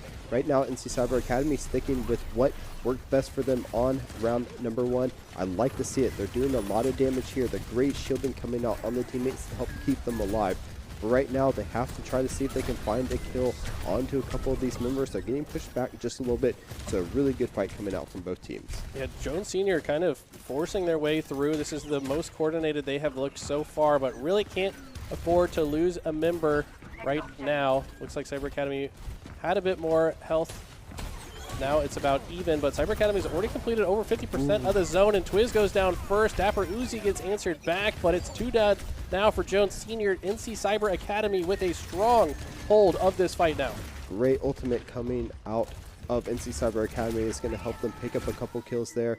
There it is. We see as well some other ultimates right before a player dying. Switching the camera up fairly quickly here so we can get back into the action on this Bastion here, but actually going to get taken down by Twigs. So there it is. Twiz coming out big for his team to possibly get the cap, but we do see a contestation from the side of NC Cyber Academy to get a few more percent up there. Monado trying to do their best to get into it. They just can't really find a way to get in right now. I mean, the massive save there from the healer to keep Renata alive. That is huge. Should Renata go down in that situation, Cyber Academy certainly scores it, but even still, Jones Senior has to stop it right now. 99%. It is contested. No. But I think multiple members of Jones Senior go down, and Cyber Academy should win this. Well, really big ults coming on off screen that we weren't able to see. Actually picked up a lot of kills onto Jones Senior from NC Cyber Academy on that little last push there, allowing NC Cyber Academy to pick up map number 1. Actually, very big death load is coming out there as well. I saw those health bars drop on the side of Jones Senior. Unfortunately, we weren't able to see it, but here's a follow-up. This is that ultimate I was talking about. Really great drop there. Was able to allow the team to get so many kills even before. And once they swapped over from the side of NC Cyber Academy, their comp just worked and they were able to pull it out. I really like the shielding that goes on to from that tank onto those DPS as well. So you have someone goes in, they're able to get shielded, able to stay alive, and then you start winning rounds. Yeah, what we really saw in that first game, the difference being the teamwork, the execution, NCCA constantly all in the fight at the same time, watching each other's backs, positioning themselves behind cover so that if there is an opponent attacking them, they can quickly back up, teammate moves in to control them. On the other side, Jones Senior, not as coordinated. Maybe on that map specifically, they had not yet talked about the positions that they wanted to take, and perhaps we'll see them step up in the next game, because it did kind of feel like a map difference to me, because we've seen better teamwork from Jones Senior in the past, unable to replicate it there. But let's go ahead and jump into game number 2 and see if they are able to step it up here. All right, we do have the robot push, so of course a really back and forth map a lot that we can see. Both teams can go back and forth, a lot of team fighting on this map, so we'll have to see if it changes out. Jones Senior possibly switching it up again. We do see the Reinhardt possibly being picked up this time. Reinhardt topping the tier list from all of my research. You know, I've been learning this game as we've been casting it. So Reinhardt, I believe a good pick on most maps. This map especially, maybe there's some choke points that they can position themselves to keep their opponents at bay, utilizing that hammer. Of course, the Shatter ultimate as well, going to be always effective. But so far, both teams may be waiting to see what the other team picks before they pick their champion. Have yet to make a decision just yet. Well, we are waiting for the time to count down before we actually do see the heroes. It is being covered up a little bit from that map blend right there. So finally, yep, so we are being picked up. It's not too much change. We actually do see the Brigitte coming out instead for the side of Jones Senior. I do like it to deal with the Reaper a little bit more here. Sigma actually coming out possibly once again, but this map may favor him a little bit more as it is that kind of really big back and forth team fighting. His ultimate though, that massive gravity that pulls him up and then throws him back down will be really good and synergistic with the Reaper as well, and the Juno also. So we'll have to see how both of these teams decide to go out. A little bit more of the shielding and big team fights from Jones Senior this time as well, as they do have that Reinhardt and Brigitte as well. Okay, Pop it on board to start here with Gear Shift. We're going to switch over now to Mintz, who seems to be a Reaper player through and through. Going to start off with a little teleport here to get to some high ground. And they are looking to make life difficult. We're now into the push game mode. And he gets taken down quickly. I feel like this is kind of Mintz's issue. He's been getting a lot better about it, but when he goes down early, that's usually when NCCA can start to struggle. Doesn't have the tank that gives him the shields this time. The shield just kind of comes out in front of the tank from the Sigma and not a self-shielding there. So has to be a little bit more careful, as you said. And again, this team fight that's coming out of Jones Sr. this time is a little bit more synergistic, a lot more shielding to keep those CPS alive, and it is definitely helping them out a lot more as well, as we can see coming out of them. They've done a lot better job this time coming out of the gate, but again, we did see them with a really strong opening on map 1 as well, and then NC Cyber Academy was able to clean that up going into the later halves of this, but you have to be a lot more careful. If you fall on this one, it is game over. There is no second round to help you out. So whoever gets that robot pushed the furthest or gets it pushed to the furthest point will take the game. And here it is. Mintz trying to do best, actually able to escape this time. We do see 2 of the members falling from Jones Sr., so it should be finally a counter push in the favor of NC Cyber Academy, doing such a great job, almost picking up the team kill there, getting 4 of them down on the side of Jones Sr., so we can finally see that robot moving to the blue side there. Once again, the back and forth tug of war has started. Yeah, honestly, a great opening from Jones Sr., but as soon as NCCA get control, it has suddenly flipped very rapidly. And now, how do they hold the line? Jones Sr. going to try to defend this robot from pushing it too far. NCCA would like to win this next team fight. We'll have to see what they decide to do. We do have the first ultimate online for that Lucio, so to drop the beat can keep everyone alive if needed, but there it is, the damage coming out of that Bastion. Again, so good on to the support players and actually taking out both of them in quick succession. So again, no healing coming out for the side of Jones at the moment. They may need to back off just a little bit until they can get those members back alive. Fires are actually being activated there from the Soldier 76, but not really able to pick up too much. They are able to get a kill onto the Reaper, but we do have a flanking Bastion coming out. Don't see that too often. Is going to be able to pick up the kill, so they're should be able to keep this push going for the moment. We do have multiple ults online, but we're kind of keeping them. Yep, they are going to go ahead and keep them for the moment. They don't really have to burn them just yet, but Jones Sr. has to be a little careful with their side. They're losing people in quick succession here, as we see. They kind of just need to regroup so they can maybe try to get a counter push coming out here soon. Solomon has lived for so long, finally taken down though, but was kind of on the front lines for quite a while. Teammates had the heals in progress. Now last DPS member alive is going to be Mintz. Needs to hold the line for his team as Bastion comes back to the front line. And he's going to teleport mid-fight. I don't know if that was a misclick or an overly ambitious play. Either way, though, not going to suffer too much for it, as Cloud is also taken down at the same time. Seeing Minch trying to get out there, the shatter was used, but ran right into the Soldier 76. He was able to pick up that kill. Still has the ultimate, so we still see the ultimates on the side of NC Cyber Academy on that Bastion. Reaper and Juno as well, so they do have the 3 comparative to the 2 on the side Jones Sr. But Cloud picking up another great kill. Seems to be on fire so far on this map. Much better map for them on that Soldier 76. Able to find a lot of the kills. There it is.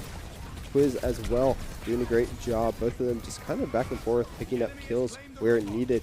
2 of them down on the side, able to pick up the kill on the Sigma as well. So we finally see that robot being pushed for the side of Jones Sr. They're going to want to try to get it. There it is. So they have about evened it up as they've reached the first checkpoint as well. Both teams able to get to that first checkpoint on their pushes, so fairly successful so far. But again, it's been really back and forth between both teams. This has been very even. Trying to figure out what that timer says under map 1, but I want to say that could be a 3 in the first spot. I don't know. There's not a ton of... Okay, that's definitely a 4 now. Yes. So 4 minutes have elapsed. And let's see where this one goes from here. Ooh, great death Lotus is going to pick up 2 kills, and there it is, the back and forth as we were talking about. The tug of war has now been in favor of NC Cyber Academy. Finally, the ult being used from the Reaper here. They've been held on for so long, but exactly when it's needed, they're going to go ahead and pick that up and start getting that robot pushed once again in their favor. See if they can maybe get it pushed a little bit further. As we can see kind of there on your screen, that little point is where they've pushed it the furthest. They want to get it past there as well, because that's where it would tie up the game for them, because Jones Sr. has got it on the opposite side for them as well. We see multiple ultimates coming out, kind of trade and kills on both teams right now, but 4 ultimates online for the side of NC Cyber Academy. There it is. Gear Shift is going to go ahead and use theirs. The Anna Stem is going to go ahead and get them up. Bastion's going to use theirs as well. Can they find anyone? They do find it, but the Soldier 76 is going to run to safety before getting hit by that barrage of missiles there. So both of them just kind of using them, but not really successful in those just yet. Jones Sr. did a good job of getting out of the way before getting affected by too many of them.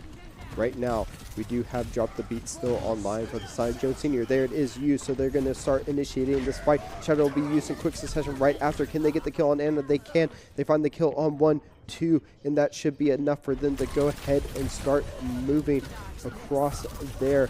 But Sigma going to pick up a pretty nice one there to kind of even it up on the tank, but just not enough as 3 members fell on the side of NC Cyber Academy. All right, and just to keep you guys updated in the middle of this fight here, it looks like 3 players do go down for NCCA, but yeah, at the top of the screen, we did not update the scores. Keep in mind, currently NCCA up by 1. Should they win this game, it would be another, this would spell the end of the series, but right now, Jones Sr. looking very good to win this game. 2 minutes left on the clock, though. NCCA kind of have their work cut out for them. They got to win this team fight, start pushing the robot quite a far distance if they want to catch up to win this one. We do see them trying to flank a little bit. Jones Sr. sees where they're coming out. Great heals coming out of them where there to keep the team topped off. And there it is, jumping up to make sure that they can stay. Both of them kind of going back and forth here. The ultimate coming out of the Moira to keep her teammate alive, as well as get some damage out at the same time. It is a dual threat, but it's not going to be enough as Cloud is going to fall. They did get the kill onto the Junkrat at the same time, so they should be able to push just a little bit more here, but have to be a little bit careful. NC Cyber Academy did swap off of the Sigma though onto the Renata, so they're going to have a bit of a change in the comp here as well. Trying to see if they can mix it up a bit, because they've been a little bit on the back foot. They are trying to find a way to get back into this game here. Yeah, right now Jones Sr. just further giving himself a lead here. The longer this fight goes on, the better it is for them. Don't even give NCCA a chance to start moving it. If you just hold the line here as they get another KO onto Dapper Uzi. Mintz falls as well. And Jones Sr. looking like this is their game to lose at this point. Might even get this all the way to the 3rd checkpoint. There it is, making sure that their teammates healed up. That's what you like to see out of a support player, going out of their way to make sure that their DPS can stay alive. But so far, the Shatter coming out, hitting the Bastion, the Sigma there. Can they find any kills on them? They can't really just yet, as the side of NC Cyber Academy is able to get into their base in enough time. But they're so close. Just a couple of more meters for the side of Jones to get them on to the finish there. The Moira do whatever they can to keep everyone else alive. They have dropped the beat as well, so they can use it, but it's not needed as they are able to find the end zone for that robot, get it on that point, and pick up map number 2. Find the end zone. Chris still thinking about that crazy college football game we watched earlier, but Robot is going to be the one to find it this time. And wow, great answer back from Jones Sr. I talked about how their positioning didn't look great in map number 1, but seemingly having a better grasp on how to play this push game mode. And on the side of NCCA, it did feel like they maybe had staggered themselves a little bit too much. It's really the tale of who can stay alive and work together is the team that's been coming out on top. And props to Jones Sr. Maybe some of the champion changes as well made a big difference there. But we are going to our game 3. Like we said, this is a highly consequential match as both these teams kind of on the bubble. The winner of this could be the team that makes it on. The loser might fall out of that top 8. So we'll have to see everything on the line going into map number 3. We'll jump into that as soon as we have it ready for you. And again, we talked about point difference in NCAA. Now it's a map difference. Those map differences are going to come out big. So both of them picking up a win here could be good whether they win or lose. It could get them in the standing where they need to be because they were able to pick it up. But let's jump into map number 3 to see who takes the series. All right. And remind the folks at home, what is this map again? All right, so we are jumping onto another hybrid map. You have to get to the point and then get that robot up and then, basically get in there and make sure that you win. All right, it looks like we have actually updated the score as well. We are on map number 3, though. So remember, it is the first of 2, but both of the teams tied up. NC Cyber Academy taking map number 1, Jones Senior taking map number 2. So it is down to the wire here. Again, as we've been talking about, the adjustments in the champions, in the heroes that have been made between the games have kind of been the deciding factor, in my opinion. So we'll have to see who is able to pick it up, who can make the best adjustments during game. We do see the Reinhardt once again coming out. Again, that worked in game number 2 for the side of Jones Senior, and then the Zarya that worked so well in game number 1 for NC Cyber Academy is coming out once again. So these little adjustments that are being made, we'll see who does the best out of both of them. The Zarya, though, a little bit surprising is they don't really have a hero that kind of gets into the face of them like the Reaper, but again, she's so strong with the self-shielding and the ally shielding as well that maybe that is exactly what they need going into this one as well. But Jones Senior sticking on that Reinhardt, I like it. Actually, Cloud showing on it as well this time, who was playing that Soldier 76. So maybe they're just switching up to who's the best on that, as we do see the Bastion for Jones Senior on Weedcat as well there. Yeah, we don't usually see a full role swap up, but it looks like to be the case. We got Mints now switching off that Reaper. We've gotten so used to them on, but now onto the Junkrat, and they were actually pretty successful on this champion in a prior week, so this doesn't surprise me. But taking some early damage from a nice flank coming in from Jones Senior. Twiz getting all the way behind enemy lines, and that could be just the difference maker they needed to win this first team fight. They are pushing forward again. You see the 3 checkpoints there, and then the end. They did so well on the first push with the robot. We'll see if they can push the payload as well here and get it done. But great counteroffensive coming out from the defensive NC Cyber Academy, picking up 2 kills there, forcing Jones Senior back into their base to come out. And this is what they need. They need to get these small little stops, get the time down. Again, unfortunately, we can't really see the time remaining due to the first 2 is covering it up, but we can see how much they have moved, and that's really all that matters in the end there. So that is whoever has the highest at the end, or if both of them get it to the end, that time remaining will actually be a little bit more important. But here we see the push coming out a little bit again from both teams to Bastion, trying to get some of that damage out, see if they can pick up any kills, but they're being forced back just a bit, as he actually gets killed by his counterpart there. So what a great slam from the Reinhardt to get that kill from the pin. Juno, unfortunately, just not taking enough to take that. So great kill there. Actually, wow, getting jumped onto Junkrat in the bad part of that neighborhood is going to be forced back. So Jones Senior doing a good job getting this to the first checkpoint and starting to move it even past to number 2. Also really like the way that Mintz is backing up here, though, able to output damage while getting to safer positioning as well. But look at Jones Senior. They're just walking forward the whole time, and look how much progress they are getting as they push it back.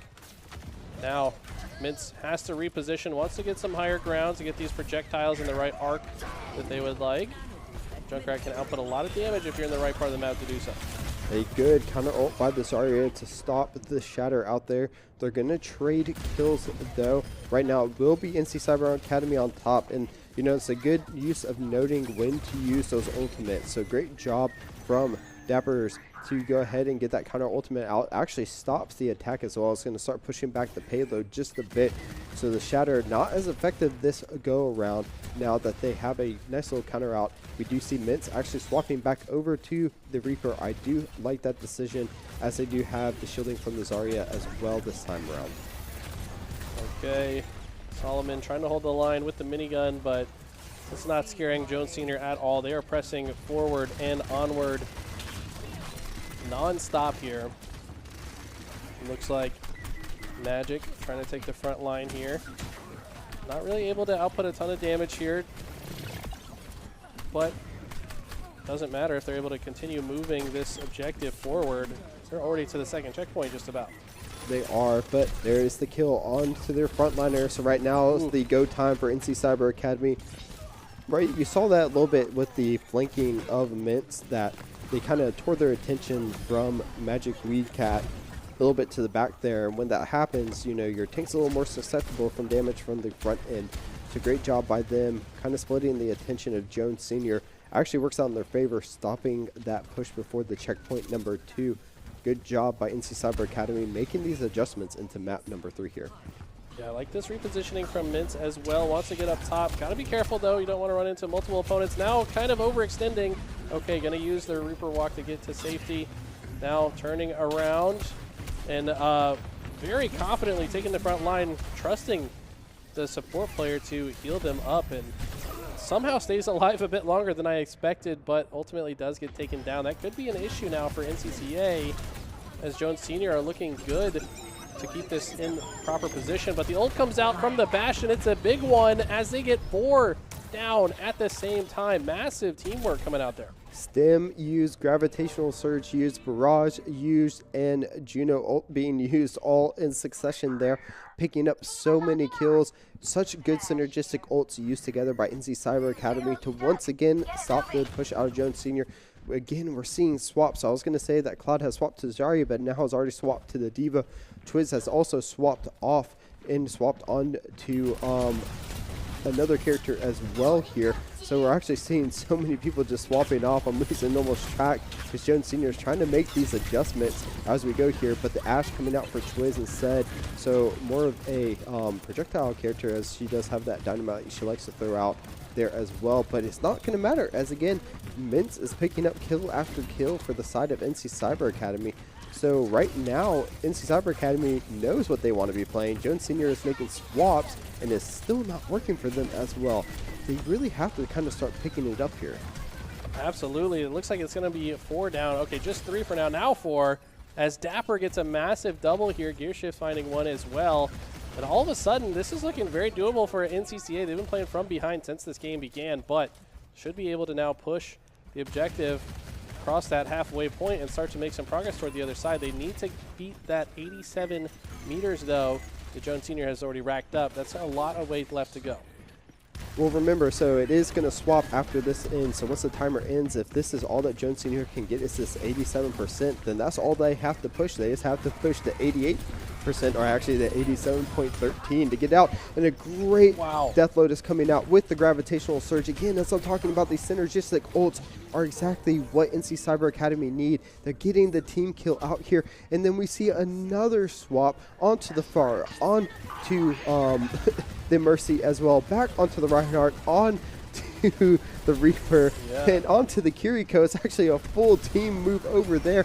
I'm trying to spit out words as quick as possible. It's overtime. They have to get onto this payload to keep it going right near Salman, picking up 2 kills. This should be about the end. Reinhardt going down. They finally get the team kill onto the side of Jones Sr. 87.12 meters is the furthest they can go. And great job from NC Cyber Academy. They swapped back onto that Reaper once they were able to get that out, using all the ults and synergy, just completely stopped Jones Sr. in their track.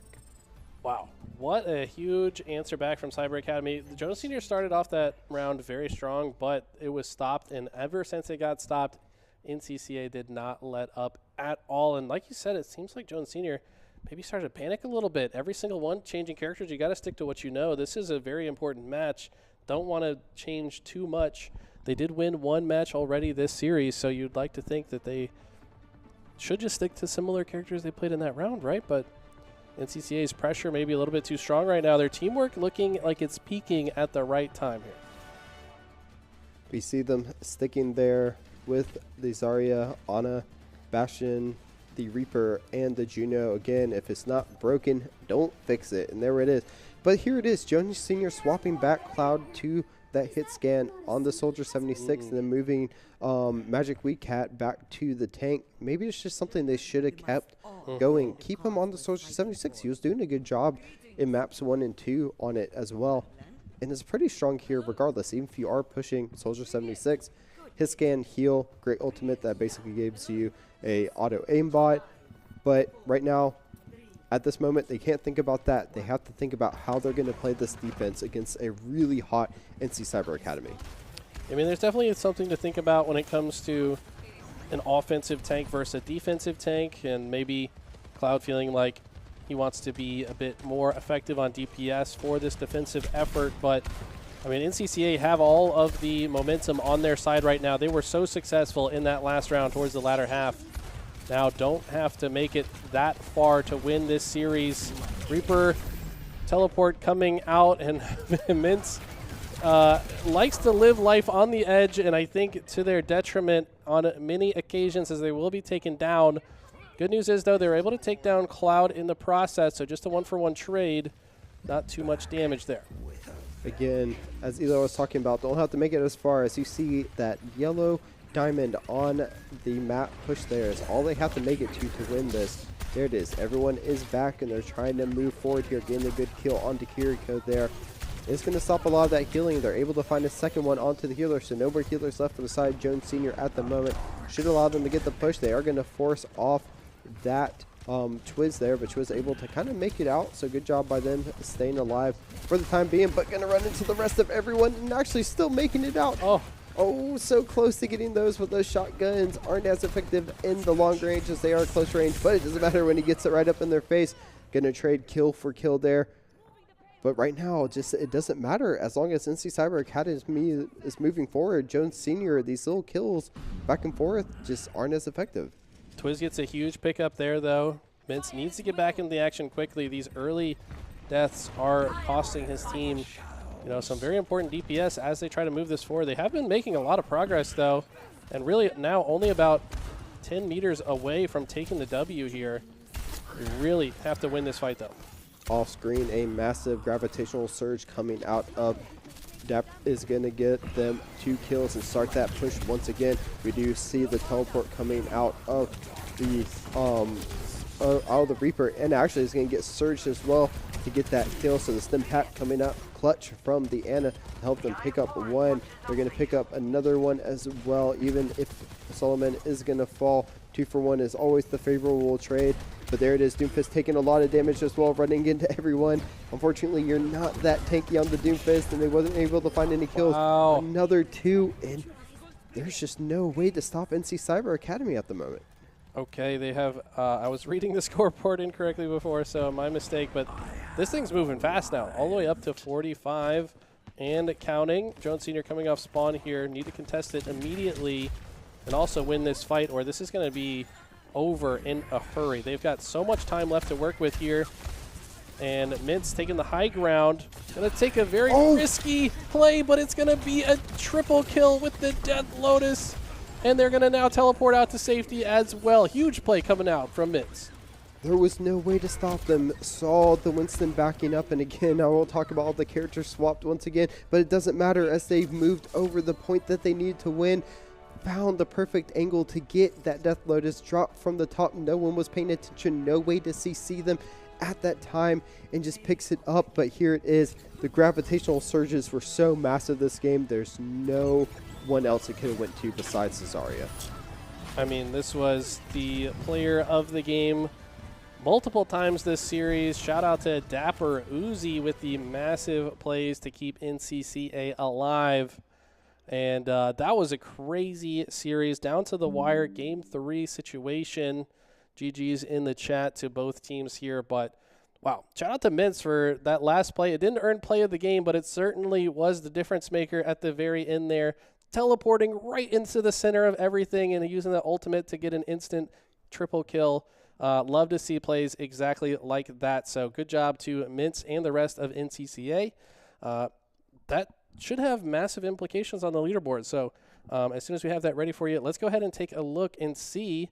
And taking a look, the top 8 is what you should have your eyes on. So NC Cyber Academy comfortably in 7th place. Don't have to worry about any pesky tiebreaker situations at all. So they will qualify before this round. I think they were in 10th or 11th. So huge jump there. Jones Sr., on the other hand, falling from, I believe, 6th place to now tied for 8th. So maybe in a playoff situation to see who wins that tiebreaker to get into the conference championship. We'll have to see how that one plays out. But looking at the top of the leaderboard, we've got Durham Arts, which is, of course, our favorite hamster wheel swag boy, 1, 2, 3, and then Westover, who has yet to drop a single game throughout their entire 6-week process. So certainly the two teams to beat going into the weekend. Yes, and Raven in 5th, Cumberland Polytech in 6th, and of course, as we talked about, NC Cyber Academy moving to 7th, NC Virtual Academy in 8th, and Jones Senior in 9th. Both of those in that possible playoff situation. But again, it comes down to that the round differential as well. As you can see, the round difference is what's keeping Westover A on top. Durham Arts actually looks like they dropped one, so they will move down to 2nd. But again, picking up that one map on the map number 2 of this actually allows Jones Senior to possibly be in playoff contention with NC Virtual Academy A. So it's pretty crazy how much those little wins, even if you lost, can make a big difference going into the weekend here. You're exactly right. Now, of course, it's going to matter who is able to show up this weekend. In case one of these teams doesn't show up, then maybe Jones Senior just gets in, doesn't have to worry about a tiebreaker. Or if they can't make it, then it's just going to be NCCA or NC Virtual Academy anyways. But regardless, we've definitely got our top 8 settled, and it's going to be very interesting to see how everything plays out this weekend. We've got so much good action ahead. Make sure you guys don't miss it.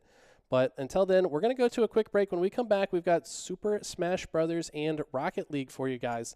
So don't go anywhere.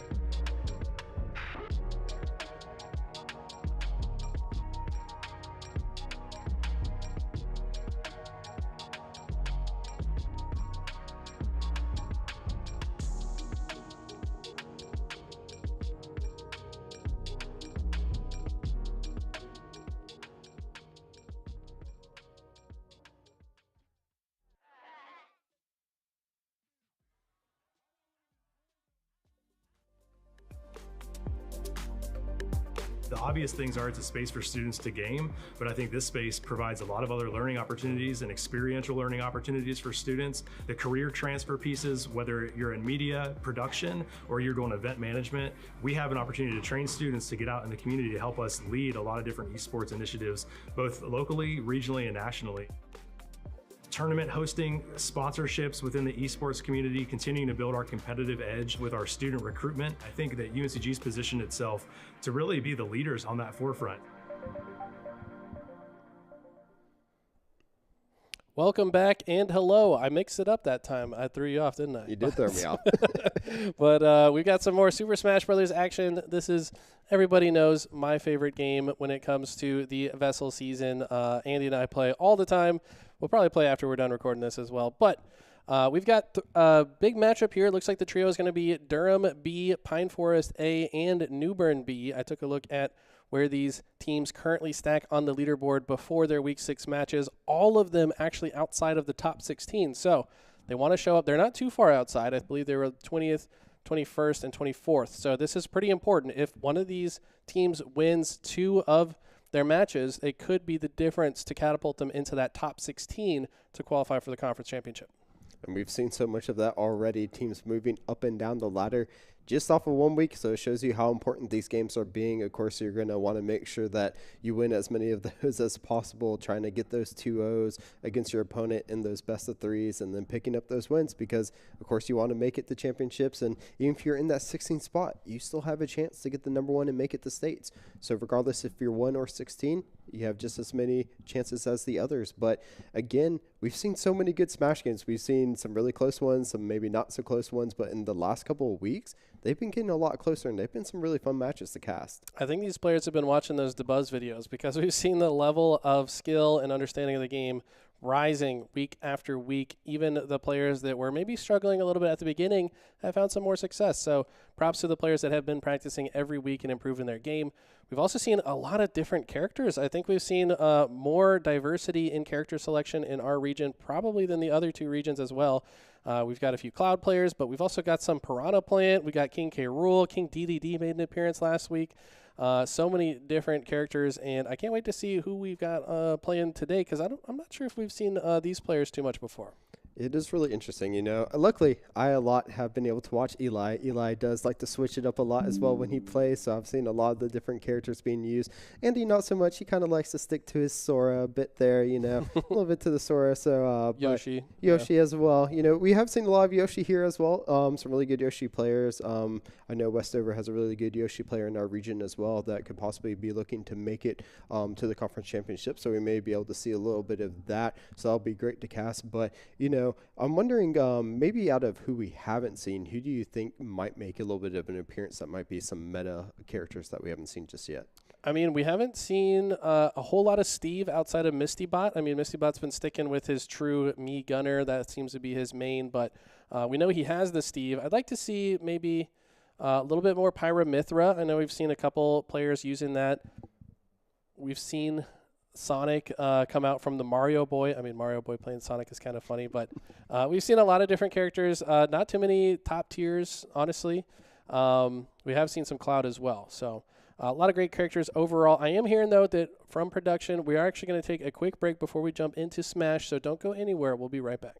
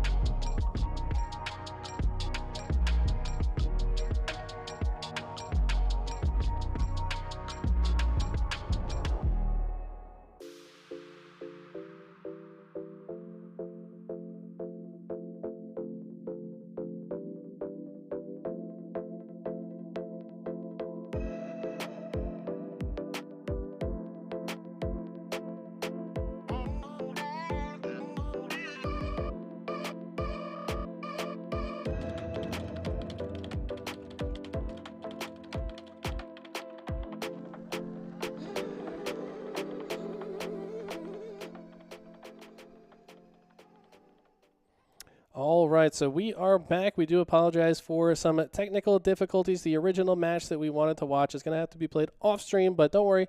We've got one of our best players in the region. We're going to step up and watch their match instead. That's going to be Jack Britt, and they're going to be facing off both the competitors from Richmond Senior High School. So Richmond A and B both making an appearance here, and this should be a good one. It should. And as you were talking about, MistyBot did play a little bit of Steve, so we might be able to see a little bit of that today. We'll have to see what Richmond decides to pull out as well, because it could be possible implications for them to get in and play in the conference championship.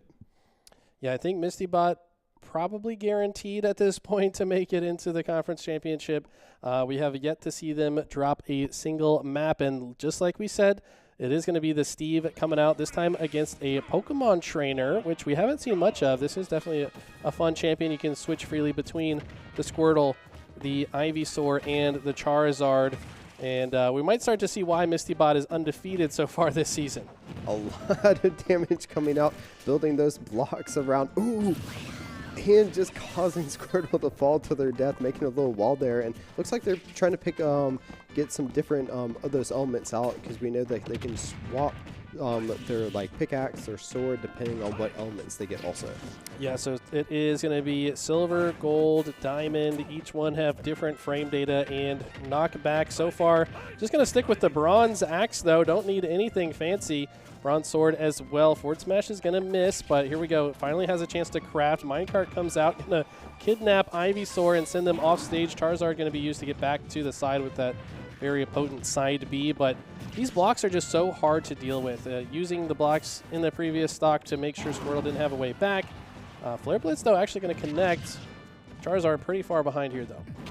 Already at 113%, has to be careful, because Steve, we've seen how much damage MistyBot can get out in just such a short period of time. Great shielding there. It's actually going to allow them to take the stock. And, oh, there we go. Once again, playing 2 games at 1 at this point. Look at all those minerals that have been mined up. Using the fishing rod coming out, but that's going to miss. Squirrel has to be careful getting off the ledge, as we saw last time MistyBot was able to take advantage of that.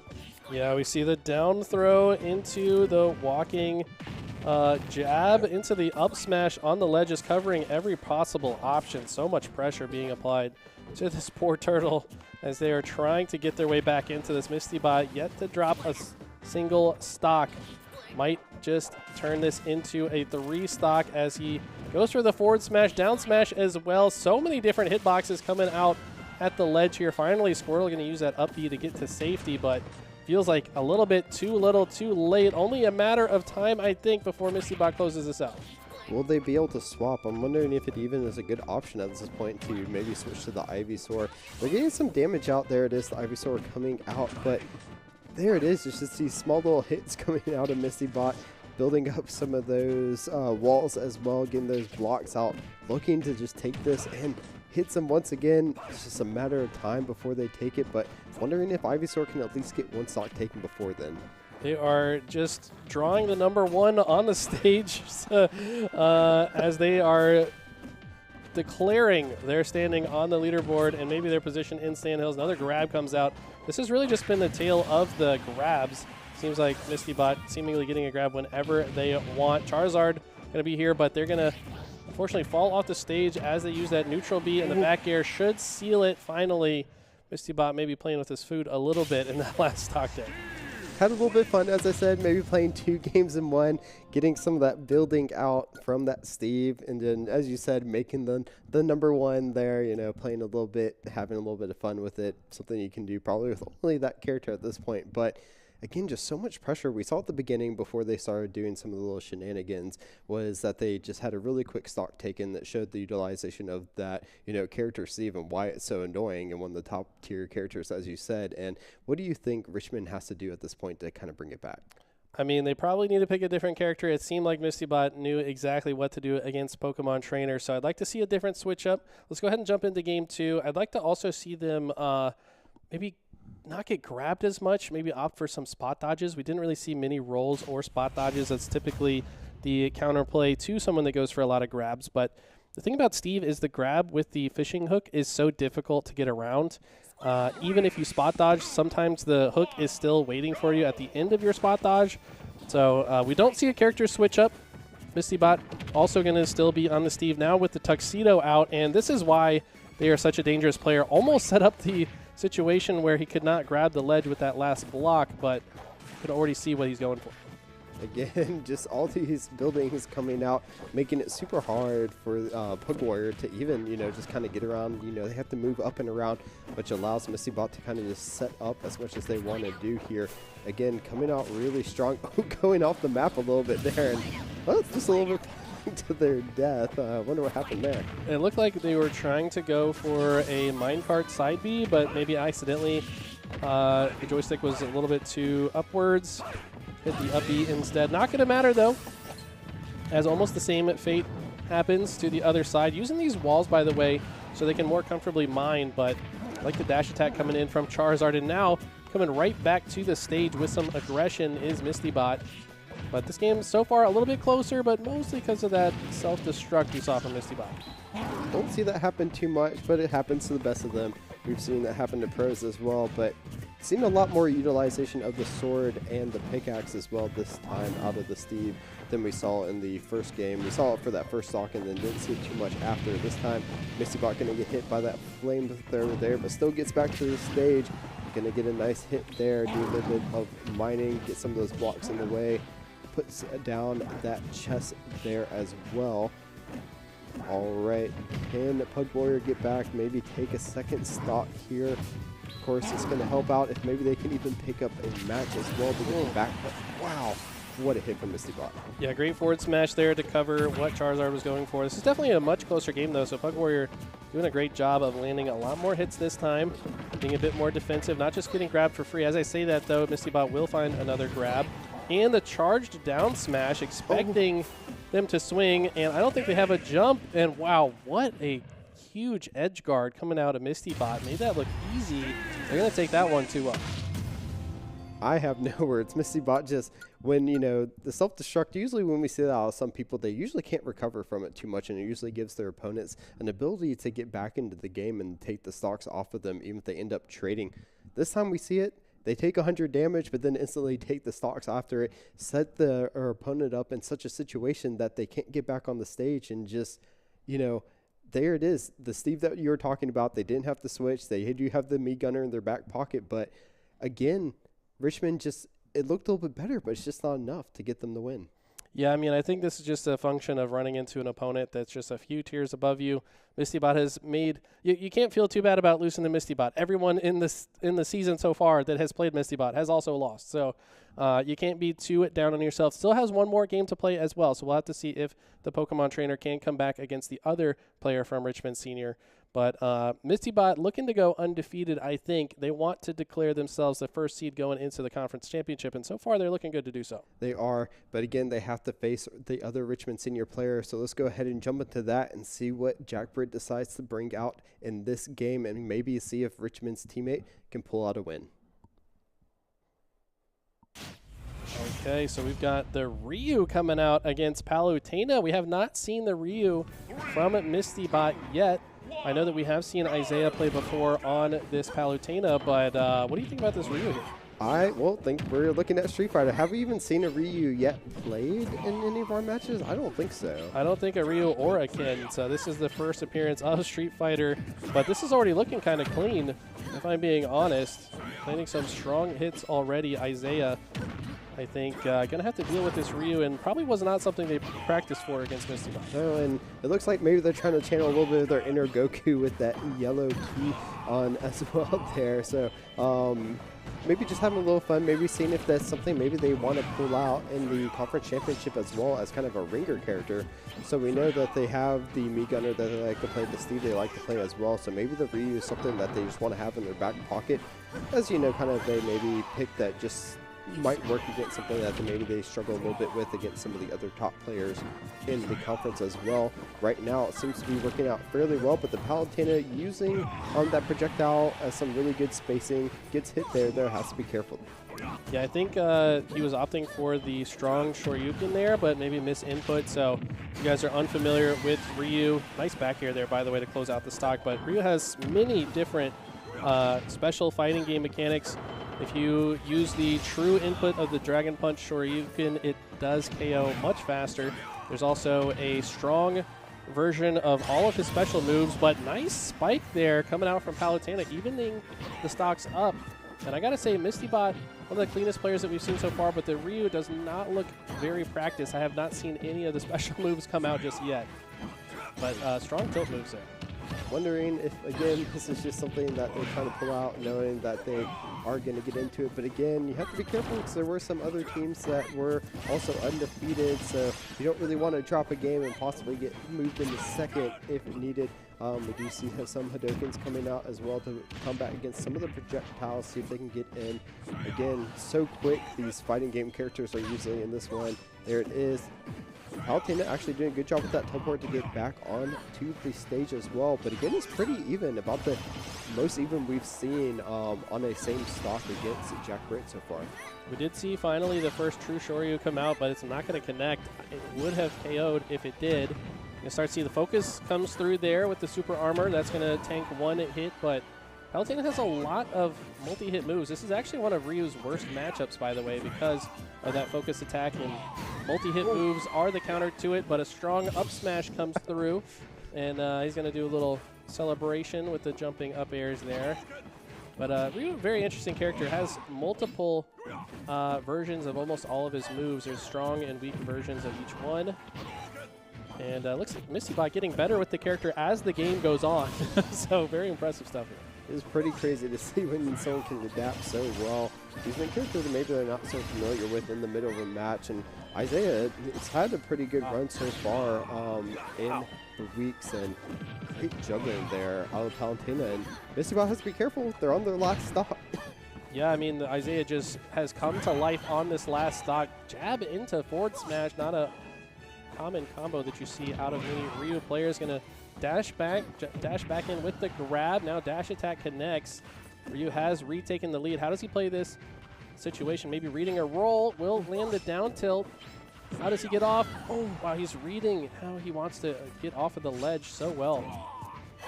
Thought that maybe he would teleport onto the up smash, but good job landing on the platform. Focus attack's not going to connect.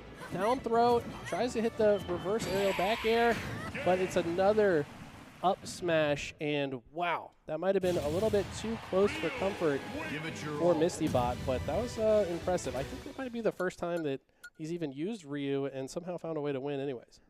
If that's so, that is pretty crazy, because Isaiah has been very good on that Palutena that we have seen in the past as well. So definitely good job on them. They took some stocks off of Mistybot, so it's an accomplishment on its own that we have seen so far. But I'm wondering if we still see the Ryu going into the second map or the second stage here of this game, or if maybe we see a mix-up going back to maybe the Mii Gunner or possibly even the Steve. But let's go ahead and find out. We'll jump into game number 2.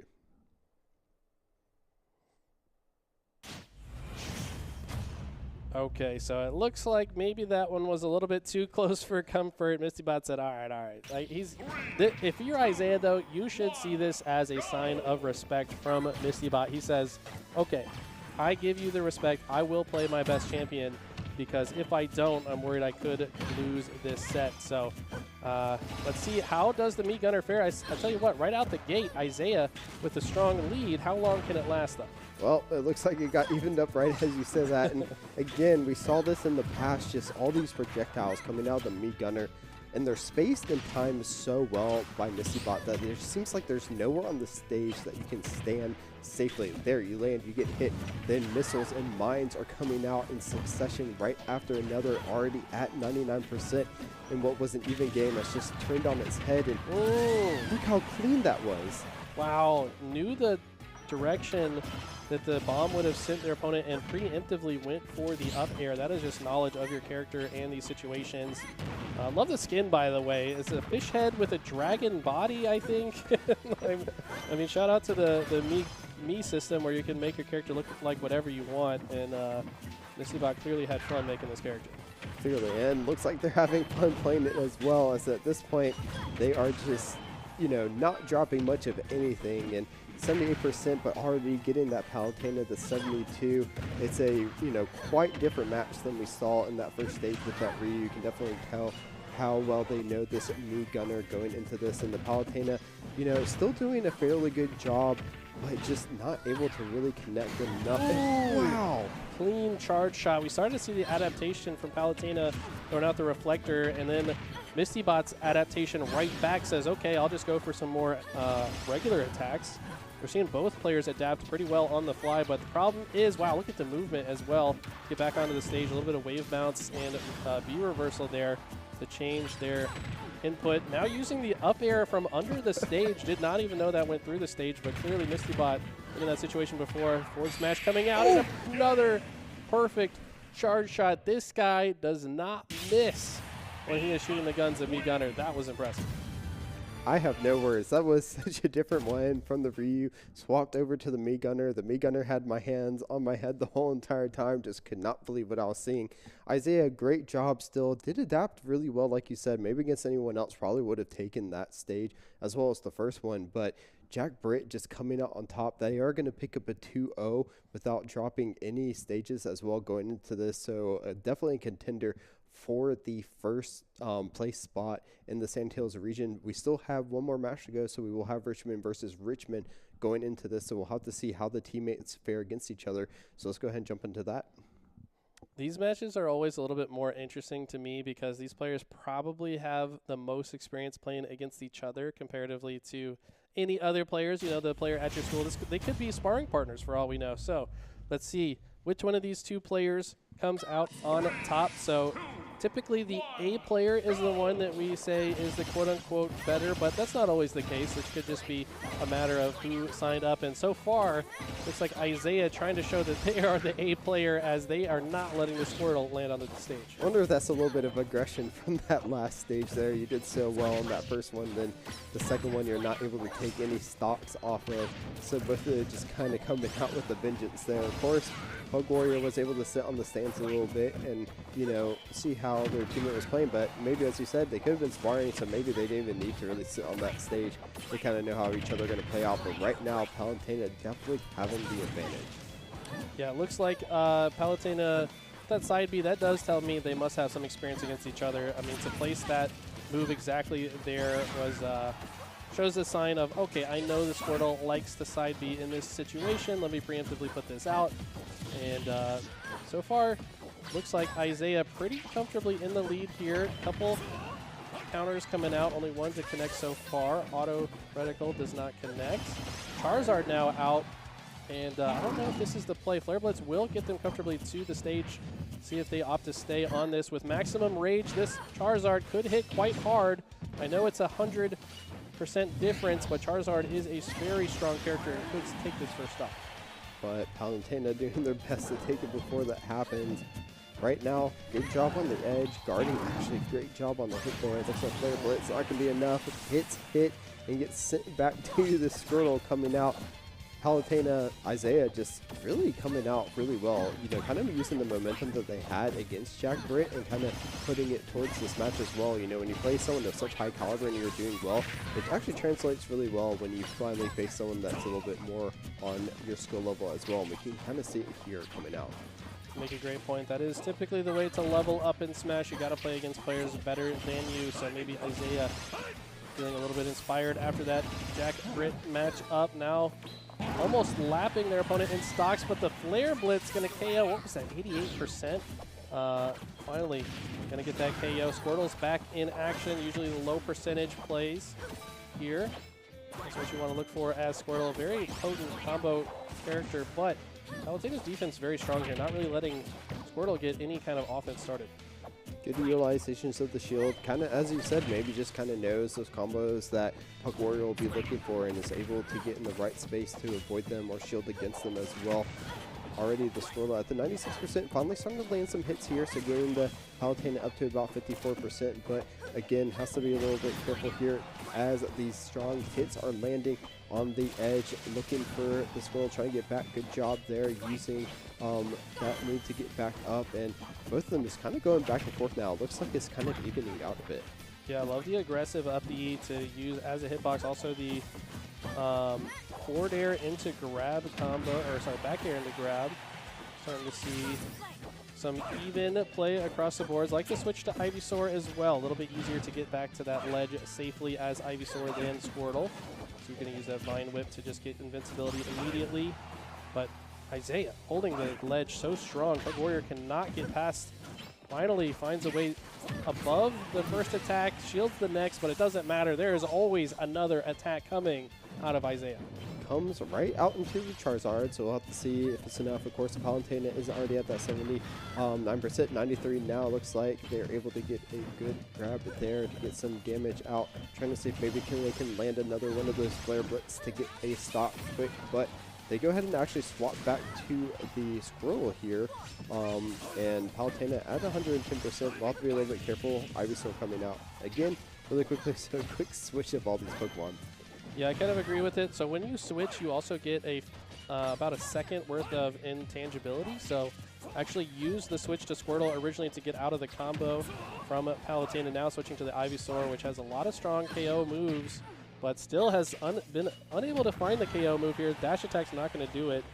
Would like to find an up air or a down air here. This solar, or I don't know the name of the attack for up B and down B, but it's extremely strong here. And now Palutena tries to go for the down throw into forward air, but Ivysaur at too high of a percent, and no, he's going to unfortunately fall to their death. So Palutena coming out strong in game one. They did, and again, I wonder if that's a lot of just the momentum that they had against Jack Britt, just kind of moving over. They, of course, as you said, maybe the playing against each other, just they, as you said, they knew exactly where they were going to land. Some of those combos looked like that could have hit against someone else, maybe weren't landing there because of the knowledge that they had against each other. So I'm wondering if maybe we can see Pug Warrior kind of use that utilization as well and come into the second stage and kind of see if they can take one as well. Because, you know, you don't really want to end on a 2-0 or 0-2 at that point. Of course, though, for the side of Richmond Senior B, Isaiah will want to try to take the 1-1 if possible to see if it can move them up in the standings at all or not. But let's jump into stage number 2 to see what happens. Okay, potentially the last match if Isaiah is strong again. But we do expect these two players to have played quite a bit against each other. Pug Warrior maybe going to be able to make the adjustment here. Love the little bit of good sportsmanship coming up with the quips as they load in. And these low percent combos from Palutena have been very strong so far, though. Only one of those neutral air is going to connect. So good job from Squirtle. This is a big difference between the beginning of last game and this one.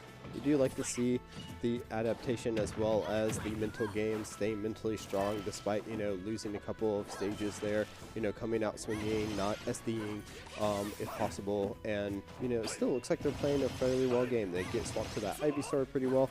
Isaiah doing a good job, but it still looks a lot more even going into the stage number 2. It really does, but these are the situations where Isaiah has done really well. These off-stage situations, just not allowing Pug Warrior to come back at all. Pug Warrior, though, with a great get-up attack.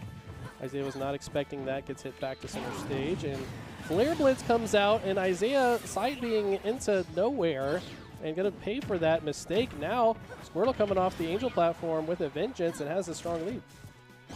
Right now, we have to see if the Squirrel can get any damage done, but actually is going to get hit there. One more should do it if they can find it. Squirtle not able to make it back to the side of the stage, so they will be even back up on the stocks coming out. With that Ivysaur, they're actually getting some good hits on to Isaiah, so the starting off the second stock fairly strong here. Again, coming out, this map or stage has looked a lot better on the side of Pug Warrior, so they're able to land a lot more of these hits against their counterpart. Yeah, so far Pug Warrior looking way better in this game than the first one. Definitely making some adjustments between games 1 and 2. Charizard trying to get back to the stage. And at throw, Palutena off stage. Great teleport though, just go right over the Fire Breath. I mean, it's very obvious what your opponent's going for, and you've got a clear option to get around it. Shield getting very small. Flare Blitz, got to be careful when you opt for it though. Easily punished when shielded. And it's going to be shielded again. Maybe going for a shield break here. Maybe could force out a shield situation. No, just going to go for a grab. Honestly, both players playing very well right now. Back and forth. There it is. Switch to the Squirtle. See if maybe they can get some of that damage. Instantly grabbed though from Isaiah. Going to get thrown out there. Isaiah using that edge so effectively is making it hard on the Squirtle. They're trying to find something, but it is going to get hit. Can they get back to the stage there? Going to go ahead and use that surf to get back up, but going to get hit. And Isaiah taking another stock. Isaiah stealing the lead away. Pug Warrior seemingly was in control up until that moment, but might just reverse the situation immediately. Goes for the down air, but teleport recovery, very difficult to time that 2-frame. Charizard coming back out, wants to close the stock out. Problem is you're a big body as Charizard, easier to combo, but the Flare Blitz will connect. The aerial timing so effective. Down throw, that's going to be a lot of damage, lands it into the forward air, but Isaiah with the counter on the Flare Blitz. Get up attack works again. Up smash is going to be countered though. Flare Blitz comes out. They're swinging right now. Both of them swinging for the fences, and both of them adapting so well. That Flare Blitz coming out, but getting countered is so big from Isaiah's part. There, a nice grab, throwing them off the stage, forcing that Flare Blitz to come out. They tried to counter it, looks like one more time, but didn't land. But is it going to matter? 162% on the Charizard. And I like the decision to not Flare Blitz right there. It was getting a little bit too readable. Counter comes out again, though. Grab's going to come through. And the Fire Breath does not 2-frame either. Teleport so effective, but another Flare Blitz is countered by Palutena. These players clearly know each other well. 193% is Pug Warrior, but any strong hit from... But the down air from Isaiah will close it out. That could have gone either way. That was an intense finish to that match. Wow. Congrats to Isaiah for at least earning themselves one win. Both players did lose to Misty Bot, whom, let's be honest, was the favorite to defeat anybody they played against throughout the season. They, I believe, were in the top 4 of the last season. So the strongest competitor to come out of Sandhills. Let's take a look at the leaderboard, though, here in a second to see how everybody shakes out on it. Remember now, on Smash, it's the top 16. So let's take a look here all the way down at the bottom. Pine Forest High, the last team to qualify, but looking across the board, so looks like Jack Britt and Westover. So yeah, Mistybot ends up being the only player to go completely undefeated, didn't drop a single map. How impressive is that? Super impressive. Got a little risky on that Ryu there, but they were able to pull it out, which ends up being the big difference. That one less stage loss actually keeps them in first place and allows them to take that first place going forward.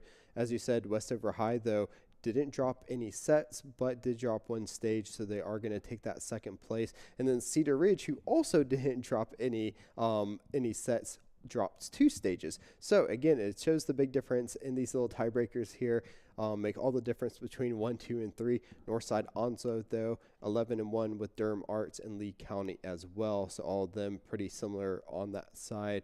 But we do see Northside Onzo picking up that 4th place spot. Westover A, Lee County both 10-2, 7-8. NCCA is going to be that 9-2 as well. And then we're kind of moving to the later half here. Cedar Ridge B in that 10th place spot. Grace Creek A in 11th, Riverside High, and actually J.D. Clements and Hope County B all with that 7-5. So kind of a 4-way there on that 7-5. Again, the tiebreakers coming out clutch for some of them. And then the last couple of spots, we do see J.D. Clements and Pine Forest taking 15th and 16th. Unfortunately for Richmond, just not enough getting that 1-1 there to get them up there. But those will be our top 16 going into the conference championship weekend. Yeah, so honestly, great performance put on today by both Richmond senior players, neither of which we're going to see in the conference championship, but I am confident we'll see them in the future. On the second page here, we've got Richmond High A ended up finishing in 22nd, Richmond B in 25th. So even though it was Richmond B that beat Richmond A, Richmond A the one that ultimately had a slightly better record, although they're both 5-7, so very clearly evenly matched opponents. But wow, what a great, I guess, just full season of Smash now coming to a head here in the conference championship, the wild card weekend, and of course the state championship. I can't wait to see it. I think that Misty Bot is probably, he defeated his entire region. He's still got to win tomorrow and the next day over the conference championship, but I feel like he's already looking across to the other conferences. I know we've got Crown in Palisades, and actually not really familiar with the Western players because we can't pay attention to everybody. I apologize for that. But it's going to be really interesting to see the state championships play out. I cannot wait for it. I can't either. And again, we've seen so many high-level play. You know, it's going to be a great weekend. Sunday for Smash is going to be insane, in my opinion. I can't wait to see those games. Can't wait to see if there's any mix-up in any of the champions as well that we see, or what people pull out, decide to play.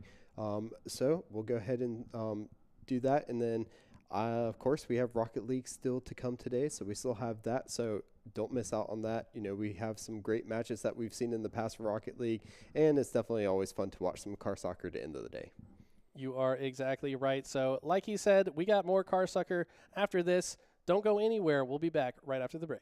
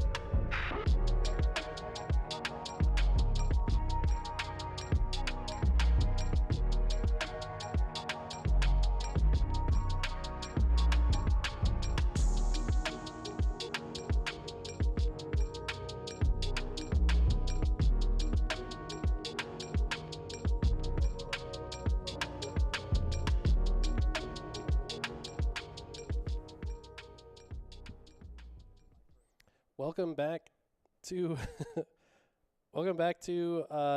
Week 6 coverage of Sandhills and Rocket League. Dante White jumped the gun. We're going to go ahead and throw it right back to him, though. He's got some stuff to tell you about VESL in a moment. First time owning, like, a newer generation PC, because like I said, I had a Windows 98 that was like, oh yeah, we got Adobe Flash and that's it. You want World of Warcraft? No, but we can probably give you Wizard 101. But I'm excited because they've been talking to me about the STEM projects, and this can run Unreal Engine 5. Dante White, and I grew up in a forest mostly. For about the first 8 years of my life, we lived in what we called it the bottom, because the entire was encroached by trees. We had a lot of natural growing things there, berries, tomatoes, lettuce. It was good. So I was outside a lot for most of my early life. The first time I really got into using electronics and stuff like that, my brother got a PlayStation 2 with him and his uncle. And then like at school, we would go on like computer lab, and that's when I started getting into like the Flash stuff around the 2010s, 2015, Newgrounds, and I liked it. I really did. I've been here for about, I guess, a month, because I joined like when they came for the lunchroom and introduced everyone, and I participated in a tournament. I had fun. It was my first time doing something like esports related instead of just watching on TV. I really like music as a hobby. I've been trying to make music, and I think I could use this to use better software, because the GPU won't overheat and then explode in my face. I'm thinking about going to college to get a engineer's degree, start building robotics and stuff like that, maybe get into AI. They're really supportive, they're trying to help out, and they really want to get people there, and they make you feel included. It's a really outgoing community, and I think VESL's doing a great job of being good to new people and old people.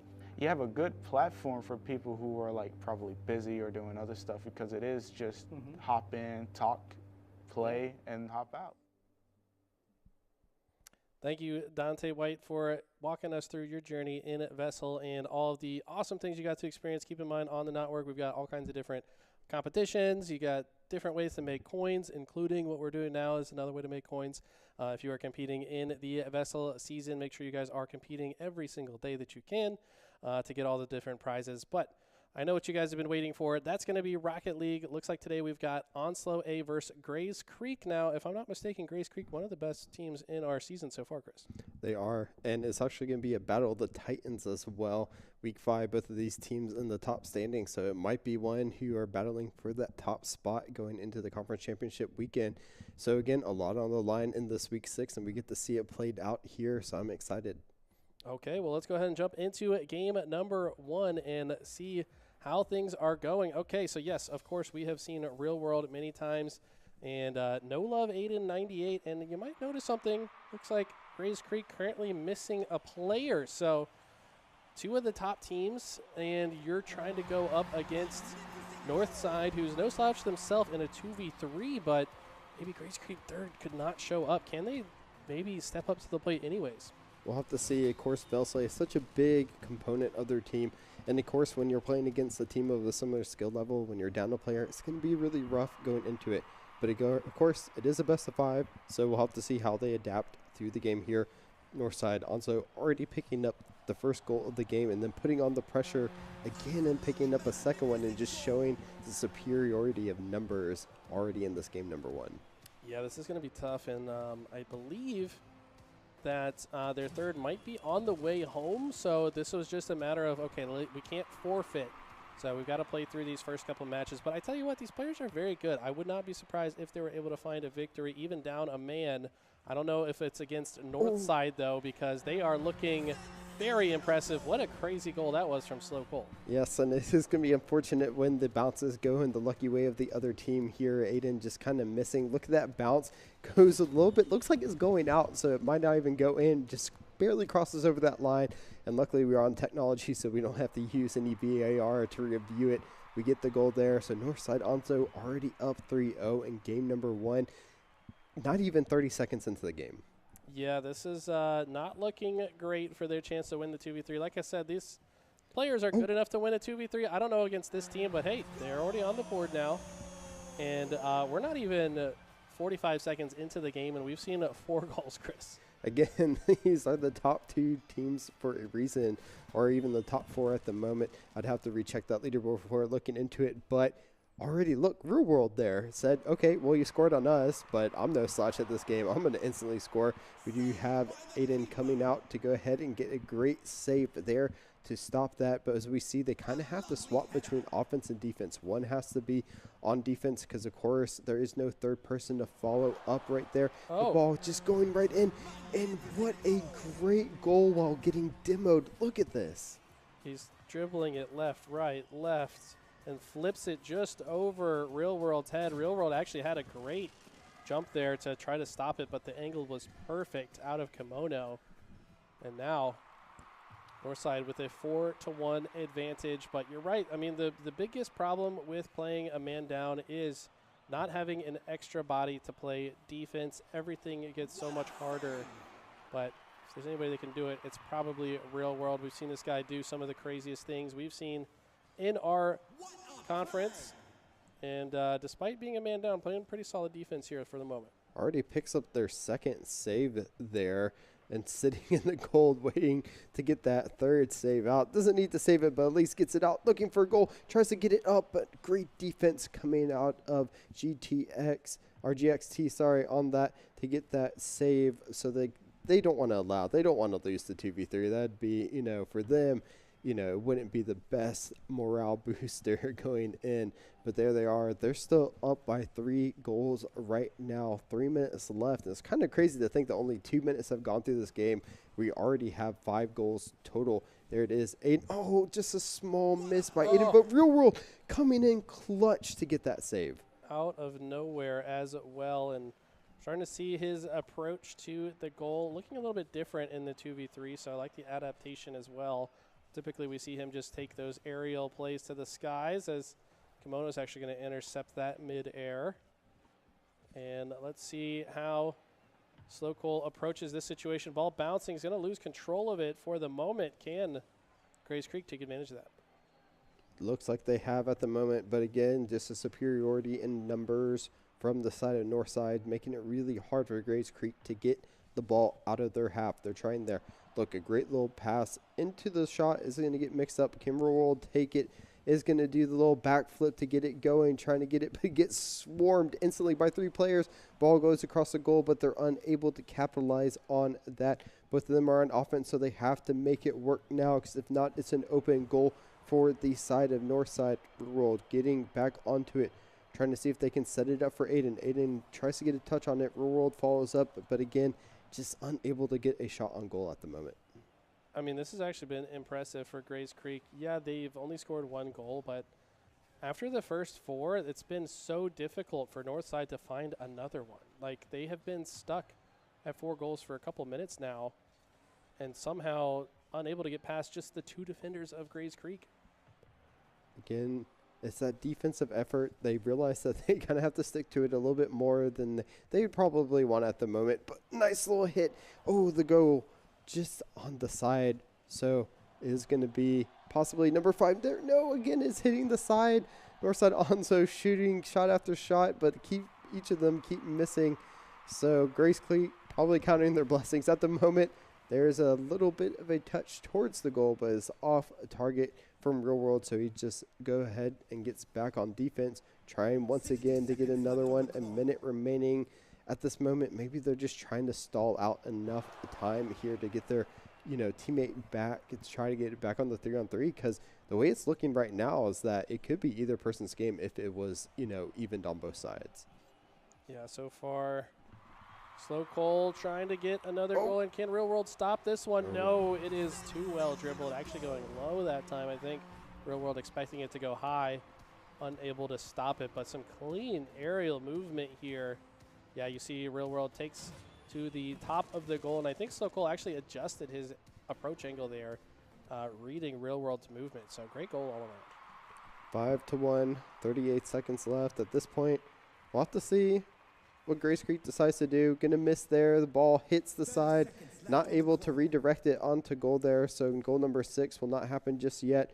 Wonder what Grace Creek's gonna do. Maybe if they can keep it in the air for as long as possible, they should be able to give their teammate a little more time. Actually, at this point, it is kind of helpful for Northside to kind of get some of these goals, because it does extend the play a little bit with these replays, by about, 5 to 10 seconds, helps get the player back a little bit. But again, the goals against is one of those tiebreakers as well, as long with the win-loss of the rounds or the games in the series. So you kind of have to be a little bit careful there. Don't want to give up too many goals, but at the same time, maybe, at this point, they're just like, we'll just do what we can to try to extend the game a little bit. Let's see how long they can possibly keep it in the air here as well. But nope, Northside's just going to touch it down, and that will be the end of game number 1. Yeah, honestly, great stuff from Northside. Grays Creek still playing a man down, but they were able to get 1 goal at the very least. They also stopped 4 goals, so like we said, good defense despite being a man down. The problem is when you're a man down, it's very difficult to flip from defense to offense comfortably. Can't leave that goal too open for too long. But look at Slow Cole's shots on goal. 9 shots on goal. 4 of them go in. 2 assists and a save as well. By the way, sorry about the offset. It just happens if there is an uneven number of players in the lobby. But overall, interesting game 1. It is. Rural World doing their best, to bring it back. We saw them do a good job on both offense and defense, but again, it's just when you're down a player, it's kind of hard, do everything at once. When you have that one extra person, that's that one extra body, it makes it a little bit harder for you to do much of anything. But still props on them for getting a goal. 2 saves as well, 3 saves I think I saw at the end there. So good job on them. So, we'll be going into the second game. We'll have to see if VESL is able to join or not. Of course, they have, the rest of the series. It is a best of 3, so you want to get in there as soon as possible to kind of stop the bleeding a little bit, because if you go into game number 2, lose game number 2, and they come back game number 3, you're on match point at that point. Yeah, at this point, they just got to do what they can to give their teammate time to join the lobby. Let's go ahead and jump into it. Game number 2, though. Were they able to join in? Not yet. So another 2v3 situation. And you made an interesting point that I hadn't even thought about, Chris.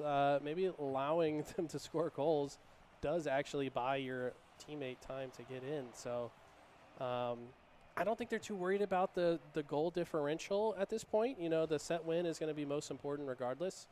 They're not too worried about tiebreakers. So, yeah, I think honestly it kind of makes sense to let your opponent score a few extra goals in this exact situation. Yeah, and again, it's one of those things that also maybe it's not too much of a morale dampener. When you're scored on a 2v3, you're like, oh, maybe it's kind of expected a little bit. Of course you want to win. Of course these guys want to win as much as possible, but, it's not going to be something that they're going to be too deterred for. They just want to make sure that they can get their 3rd back. But Northside also, of course, will want to score because they want to take this series. There it is. Kimono is going to pick up the first goal of game number 2 because they want to end this as quick as possible. They want to, possibly solidify their, top 4 or even first place finish as well going into the conference championship. We've talked about it so much. That first seed, usually gets you the easiest path to getting to the grand finals. So we'll have to see if that's the case as well. But we've had so many good teams going back and forth here. Grays Creek almost scoring there. Real World getting a touch on it, and then Aiden following up, but not able to follow up enough. Here it is. They're trying to get the ball back, but is going to get taken away from Kimono there. Can they find a shot on goal? Not just yet. Northside looking for number 2. Yeah, it's such an interesting game that's being played right now. It's like they want to score enough to definitely win this game, but not so much to give their opponent time to get there. You cannot blame Northside. This is a pretty high-stakes situation for them. They want to get themselves into states. They've been fighting for it all season long, and now have a chance to take games off of the top dog at Grays Creek. Aiden right now trying to get control of the ball. They're going to miss it, though. Kimono has had great ball control throughout, and multiple players. Gothic 9 going to be the one to get it in. Nice little Rose effect on that goal as well. But honestly, look at this. Kimono just setting the ball perfectly in front. Both Gothic and Slow Cole go in front to guarantee that goal happens. Honestly, you couldn't find a better finisher celebration for someone whose name is Gothic. Other than that rare celebration, some great job sticking to the name theme there. But, just kind of unlucky bounce off a Real World there is going to give goal number 2. But already 3 minutes in, so a lot less goals scored this time around. The defense definitely sticking up. Well, as I say that, there is goal number 3 from Slow Cole. Again, It's just one of those, gets demoed in a 1v3 situation now, unable to get the touch off of the wall from real world. And then when you have 3 cars barreling down on that ball, it's going to go in one way or another. But here it is, 3-0, 2 minutes, 55 seconds left in game number 2. They're looking for goal number 4, and there it is. Yeah, I mean, getting demoed feels way worse in a 2v3 than it does in a 3v3. But Northside didn't even need a demo for that one, as we see the Rose come back out. But look on the right-hand side there. Oh, VESL has joined in the middle of this game. Okay. So finally, the band has reunited. They are back together, and we have seen this team a lot throughout this season and what they're capable of. Actually might be possible for them to come back into this game, but it's going to be extremely difficult. Northside, not a bad team at all, might be able to hold on to this lead despite VESL entering the lobby. They will, and again, when you're down by 4 goals with about half the time left, it is an uphill battle to climb, but you finally have everyone left. So maybe, you know, even if not winning, just take this time to warm up as VESL, you know, get that controller warmed up going into the next games, because it's still a best of 5. So even if Northside win this, they would have to win one more. So it gives Grace Creek plenty of time. Wow, he's actually coming out. Maybe no warm up even needed. Look at that aerial dribbling there from VESL, getting it onto Northside's half. Unable to connect it into a shot though, and both teams looking quite evenly matched now that VESL has entered the lobby. Kimono putting themselves in position to get another potential shot on, but now there's another car to play defense. Not going to be so easy this time. And Kimono's had great ball control. He gets demoed though, so he's off the field. And now Northside have to experience what it feels like to be playing in a 2v3 as another demo comes out. Both of these teams so back and forth, like you said. They're just getting warmed up. It makes you wonder what would have happened if it was a 3v3 at the beginning, but it hasn't. So right now, it is definitely on Grace Creek's side to get it turned around here. 1:15 left. At this point, maybe they just kind of look to play this one out, kind of get the rhythm going for game number 3, and then see what they can do to possibly even up the series, or at least take one game back going into this. Because right now, Northside also has had a bit of a hard time scoring once VESL had entered back into the match. Yeah, Grace Creek haven't been able to score either. It's been really the ball on the side of Grace Creek for the vast majority of this round. So yes, Northside haven't been able to score more, but Grace Creek unable to score either. These teams do feel very evenly matched. Kimono trying to further cement this victory with 30 seconds left. It feels like should almost certainly be a win for Northside here, but a 2-0 lead. Just have to close out one more game after this. This is such an interesting situation. I think if you're Grace Creek, you got to close this game out with a goal to give yourself some momentum into that game 3. Definitely would want to, but of course maybe just want to end it as soon as possible. But there it is. They might be able to find the goal. It just bounces right out. Great defense coming out of Kimono to make sure that that goal and even a little bit of that momentum is stopped from the side of Grace Creek. What a play coming out of them. Yeah, Kimono has been extremely impressive since this series began. And we see a dribble. And they're going to actually put an exclamation point, maybe some anti-confidence going in there. Says, okay, it's 3v3, but we're still the top dogs here. What a cool goal that was as well as the time expired. I think Kimono trying to make a statement there. Northside will pick up the win on game number 2. Of course, VESL only came in about halfway there. Still actually picks up the most amount of points on Grace Creek. But again, just the massive amount of shots that they are able to get. They had that momentum rolling from game number 1, allows them to pick it up. And as you said, they were able to pick up the lone goal when it was a 3-versus-3. So that's a big momentum booster going into game number 2, going into game number 3. Now they're on match point. So Grace Creek really has their work cut out for them. They do, and I do believe Aiden is not their normal third. Is it Nin that was typically on this team? I think he's usually their third here. So we got VESL in the game now, though, so that should make a big difference. Yes, they're down 2-0, but they've been one of the most impressive teams. As far as teamwork goes, I think that we have seen in the season, they seem to be so evenly matched so frequently, and I think that now with VESL, they're going to feel confident to go into these next couple of games and see if they can retake the lead and maybe create the reverse sweep. We'll have to see. We'll have to go into game number 3 to check it out. It's finally a 3v3, so it should be the most evenly matched that we have seen today so far. I'm ready to jump in and see what happens. All right, here it is. All players on the field at the start. Kickoff comes through. Sokol looking to prove that the first 2 games were not a fluke, whereas VESL and Real World want to change the story here. Real World getting the ball down, but is going to be defended by the side of Northside. They're going to get the ball back on the Grays Creek where they have been so comfortable so far in this series. There it is.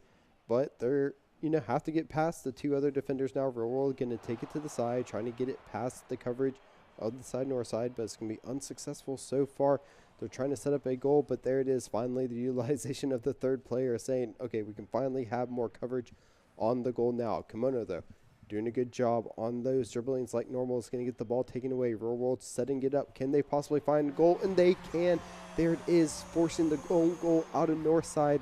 And there it is. As I said, finally the 3v3 showing how fruitful it is. VESL would have hit that regardless.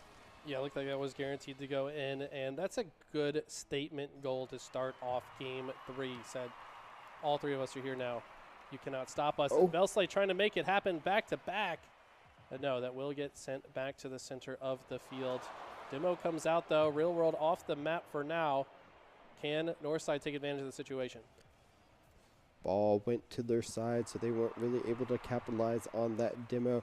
Nice little jump up here. Ball's going to go up and float down, but Kimono unable to get it. But there it is, the counter demo saying, you wanted to put us in the 2v3, now we'll put you back. But the ball goes right to a great teammate. VESL is going to be in a perfect position to get the defense off at the moment right now. Again, as we saw in the later half of game number 2, how evenly matched these teams are. Both of them doing such a good job on offense and defense, but it is VESL picking it up, trying to get some dribbling to get it onto the side. Northside Onzo, can they find a teammate to follow up on it? Great job being a little bit patient, seeing both of the side of Northside trying to get the ball there. Real World's going to take it. Looks like they have an open net. They should be able to get the ball into it, and Real World picks up goal number 2. Northside kind of dropping that one. It felt like they were maybe a miscommunication. They were trying to figure out what to do with the ball once they got it in their possession. And Grays Creek finding a massive gap in the defense there. Going to take advantage of that. They're going to take it to a lead. Now 3 minutes on the clock. Northside in a position where they really need to get that offense mounted once more. They were so strong on it, applying lots of pressure, but immediately could be another goal. VESL not quite able to put it in. Great save there from the side of Northside, but man, that was a scary situation. Aiden coming in, but as you said, Northside on the defensive is going to go ahead and get that stop. They don't want goal number 3 to come in. They don't want the reverse of fates happening onto them. This is kind of what we saw out of game 1. The goals just started coming in. Can they find the goal? It just barely hits the crossbar and comes out. They didn't have anyone really to follow up on that shot there, but there it is in front of goal. There it is. Finally, goal number 1 for Northside. Slow Cole picking it up in game number 3. Now they are only 1 goal behind. Kind of a necessary goal, in my opinion. When you won the first 2 in a 3v2 situation, the guy shows up and you're yet to score another goal. That does not feel good. But now, only 1 goal away. Northside could potentially tie this up and close the series out with 1 more goal, at least to tie it for now. But Gothic going to be the one to move forward. VESL going to get an easy stop there for now, but this one's going back and forth. Trying to see if they can set something up. They definitely want to get the equalizer here, but Real World stopping that attack, getting it onto the side of Northside. Great clearance by them, but Sokol picking it up. Look at those aerial abilities, dribbling it, but not enough momentum to get forward there. Kimono getting it pushed out. Cole going to once again pick it up, make sure it doesn't go into their own goal. But Real World, great job on predicting where that ball was going to fall. Gets onto it, gets the ball picked up, and seeing if they can keep it on their side there. Kimono trying to get it over to Gothic, who is already on the side of Grays Creek, to see if they can set up an attack here. They want to do their best to get the equalizer, but right now are having a little bit of trouble as it's been cleared once again to their side. Honestly, both teams just having such good control here. Ball is in a precarious spot for Northside, but Great redirection there from Gothic to get it out of dodge. And this is just really going back and forth. A minute, 12 seconds left in this round. So Cole kind of had a shot, but it's going to be stopped immediately. And Northside need to get a goal here.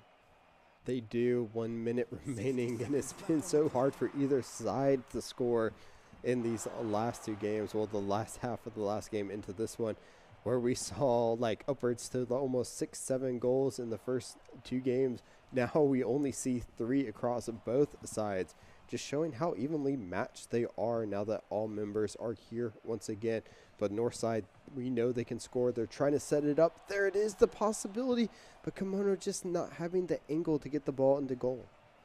Unfortunate drop there. 30 seconds to go. Gothic trying to tie this up and give his team a chance to just win this series outright. They do not feel good about going to a game 4 given the circumstance. They'd like to close this out, but they need a goal just to tie it in the first place.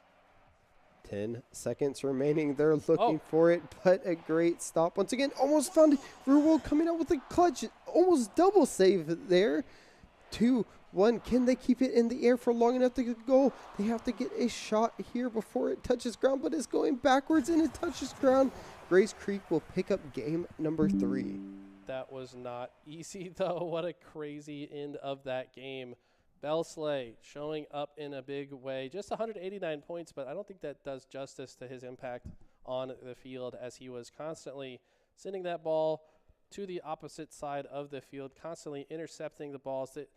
The reason they don't have that many saves is because they didn't even allow that many shots on goal. They were constantly taking the ball from their opponent so easily in so many of those situations. Yeah, and it's very even across both the boards here, and it just goes to show what happens when you finally have all members of your team show up. And when you're so evenly matched between both teams like we see here on the scoreboard, when you have all members, it makes such a big difference. And we saw that there between both teams. And, you know, Grace Creek is picking up 1. Now it is 2-1 in the best of 5. So game 4 is being forced out after that 2v3. And, you know, we have a series on our hands. So the point is, though, that Grace Creek now is still on match point. So Northside also has potential to take this series. So they can't really afford to make any mistakes going forward. So game 4 is going to be massive for them. Massive indeed. This is already a very interesting series. Northside Onslow want to close this out, but of course Grace Creek not going to make it easy. Velsley has to be Real World's duo at this point. It seems like when Velsley's there, Real World plays even better. They're constantly setting each other up, so love to see their chemistry on the field. Let's see if they can close this out. They have a reverse sweep in front of them, so they got one game they need to get into. They need 2 wins straight to close it out. They do. So let's jump into game number 4. Let's see if Grace Creek can even up the series or if Northside Onslow will take it in a 3-1 fashion. The ball starting out on the favor of Grace Creek, but couldn't find anything off of it, so they decide to back up. They know how important this game is, so they'll probably play a little more conservative with defense, but it's not going to matter. Slow Cole opens up scoring. That feels good for Northside. Go ahead and start with the lead. Great setup here as well. Gothic with the perfect positioning in front of the goal. Sokol there to seal the deal. Grace Creek now the team playing from behind despite all 3 players being there. Northside Onslow showing just how strong they are, saying, well, we can still score regardless. But here it comes. Oh, the goal just missing from Real World's shot. Velsley unable to follow up at a good angle to get the ball on the goal. So almost evened up the series right now. Northside going to thank the car gods on making sure that ball didn't go in. They want to make sure that they close out the series here. They'd like to close it out without it going a full, because again, the momentum building from the side of Grace Creek could be detrimental if they get it to a game 5 here. There it is, trying to get it cleared is Kimono, but Velsley going to meet it to try to keep it on their side at the moment. Can anyone follow up? It looks like they can't, but great aerial defense by Adrian is going to set up Velsley. Gets the ball, but gets demoed. Yeah, big demo coming out of Gothic there. Going to immediately stop that offensive pressure, but Real World says, I'm not stopping it yet. It tries to get a shot on goal, but that will be sent back. Now, midfield.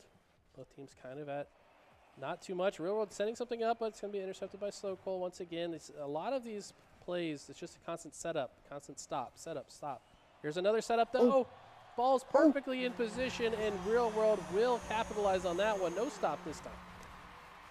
Right here, we see the setup back and forth, and then Real World's like, well, I'm going to be in the perfect position. I'm going to be your parallel. I'm going to be your duo, as you said earlier, and finish that goal out there. It doesn't matter who gets the goal as long as it goes in at this moment. No one can really be picky.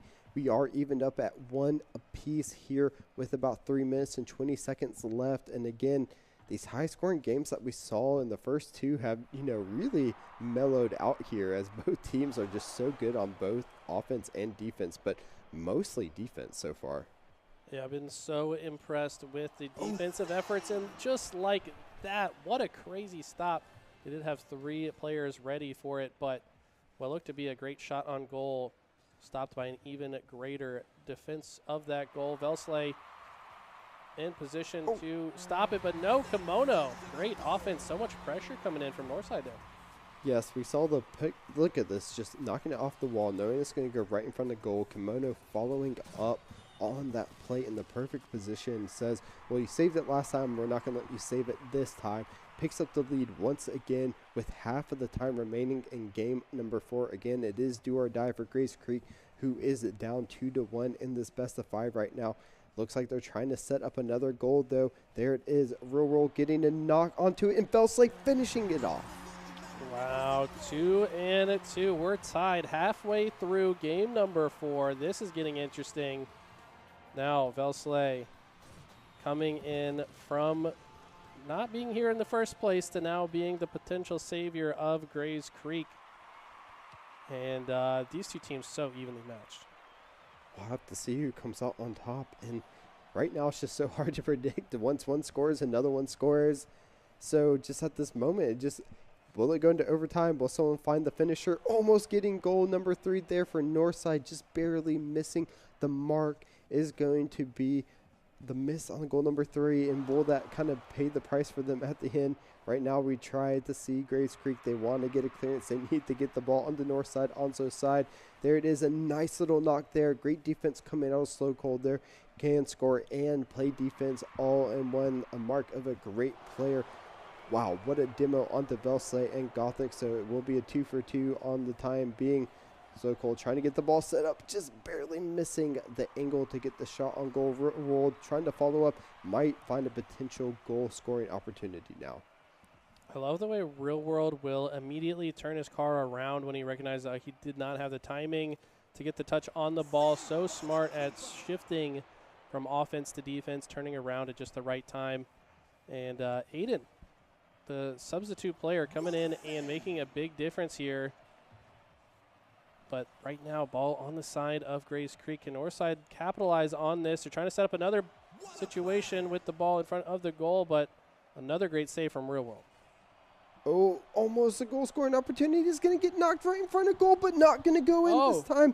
The unlucky bounce for the side of Northside. They're not able to follow up on that one. They're trying their hardest, but right now have not been able to find a way to get the ball in. A counterattack from Aiden is going to get stopped from Gothics, who has a potential good goal scoring opportunity, but no one in front of goal is able to follow up for them, so they're unable to get it in. And once again, great job by VESL getting the ball out. Can they find a counterattack? Real World doing their best to dribble. Will they be able to find the goal? Here they will. Goal number 3 for Grays Creek. Oh my God. Grays Creek score with 37 seconds to go, looking to force a game 5. Northside with all the pressure against them now. Must score here to just force overtime, give themselves a chance to close out the series. Do they have the answer here in 37 seconds? They have to find the answer. They want to force this overtime. They want to win without going to game 5. That would be, such a momentum swing for the side of Grays Creek to possibly even take the series here. Both teams are going at it, ball kind of in their neutral spot. VESL trying to get the ball up, finds an open net, but Kimono going to be able to get back in time, as VESL did run out of boost there. Will they be able to find it? It's on goal, and they score with 10 seconds left. Oh my God, the clutch factor through the roof here for Kimono. Has 2 defenders in front of him, perfectly flips the car and the ball directly over both defenders to tie it up. 10 seconds to go. We're likely to go to overtime here. Both of them coming out, 9 seconds left. Will someone be able to find the game-winning goal before overtime? 3, 2, 1. It hits the ground, and as you predicted, overtime for both of these teams. Once again, coming out of the gates as we saw just about 10 seconds ago. But already we see some momentum on this. VESL scores 6 seconds in. Oh, my God. He said overtime. Let's end this in a hurry. He said, I got somewhere to be. I just got here, I know, but wow, VESL closing it out, forcing the game 5.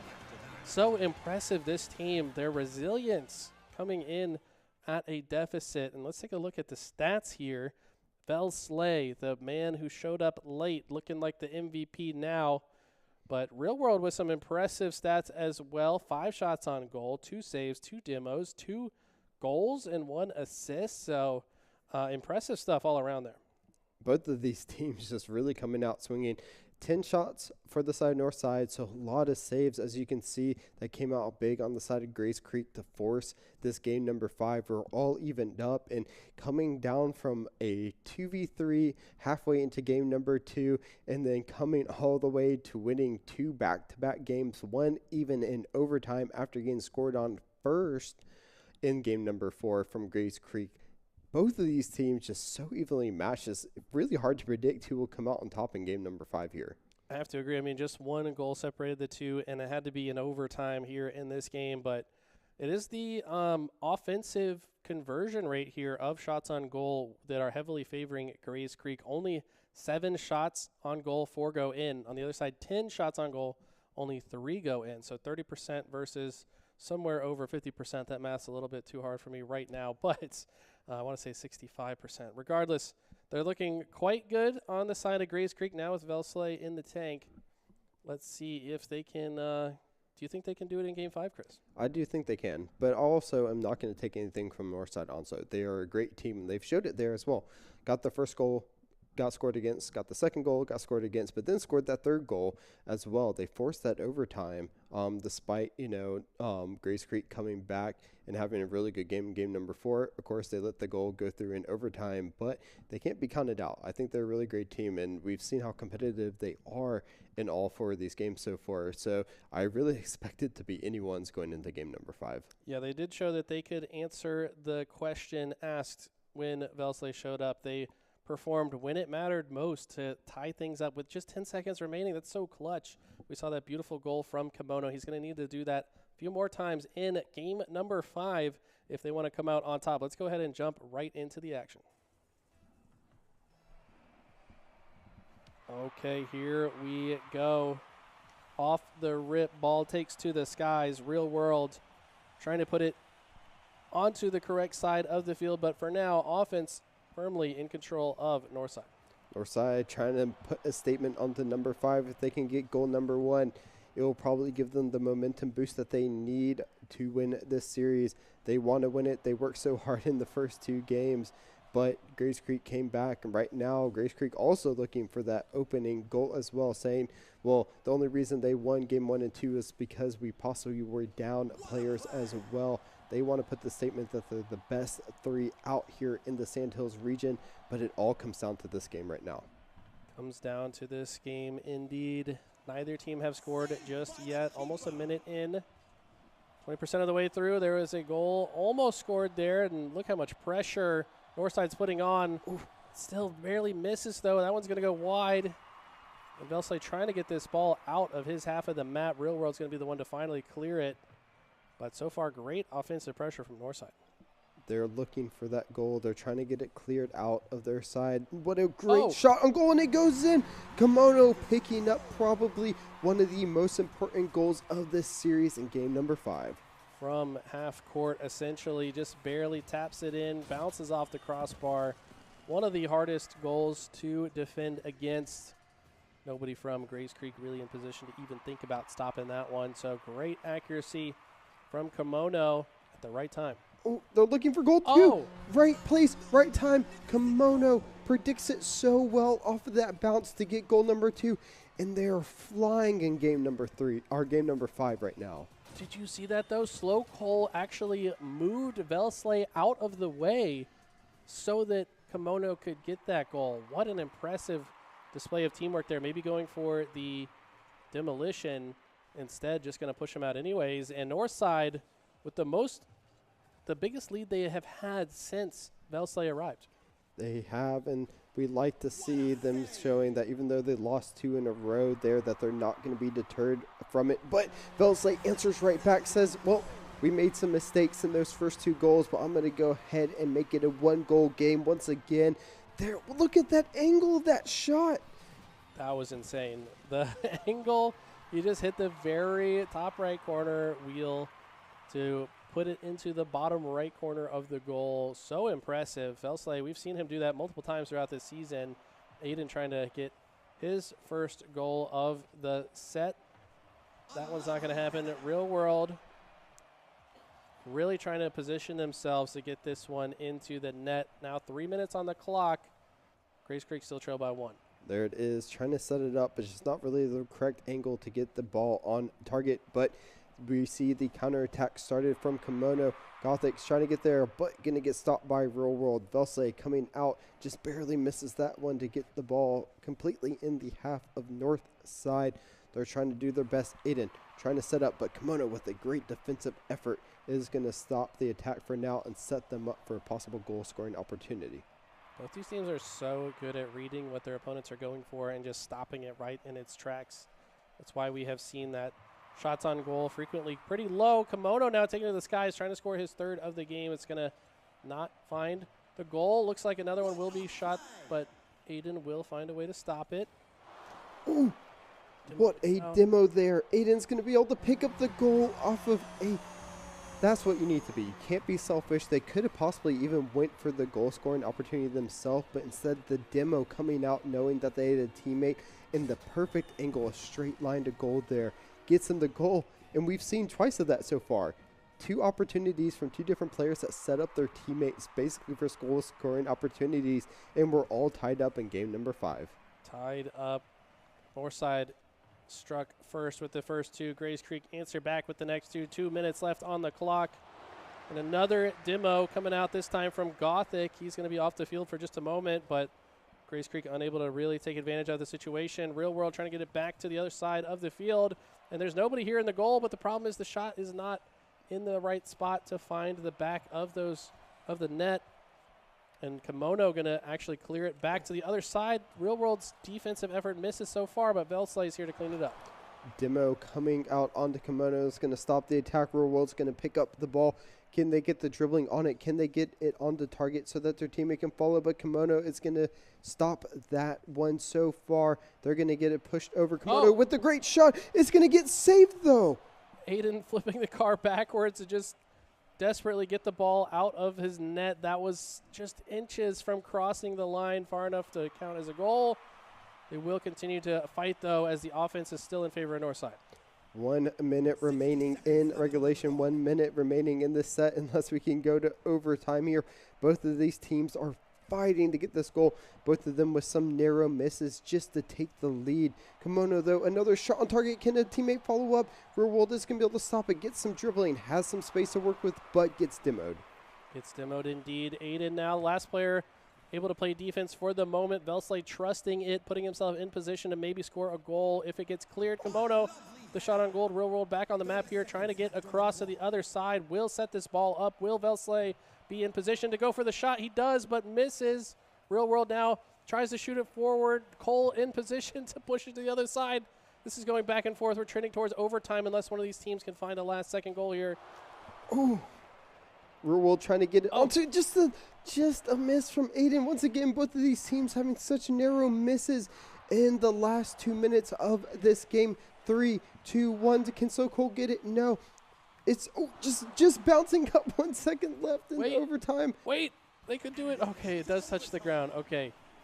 Sudden death. Game 5. Next goal wins. Everything on the line here. What do they have? Kimono trying to stop this from going right into the goal. We saw how quickly VESL scored in the last overtime. Real World trying to match it a little bit, but 10 seconds have elapsed. Kimono with a shot on goal, and that's going to be it.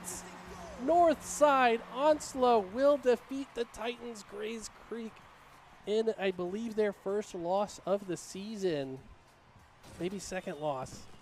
What a clean goal that was to close it out. Impressive clutch out from Northside. There it is. They started with the 2 goals, allowed 2 back from Grace Creek, but did not take their foot off the gas at all. Look at Kimono 704. Shout out to Charlotte there. But great job finishing. The 3 goals that were needed all came from them. 7 shots on goal as well from them also this time. And just what a great game to finish off of.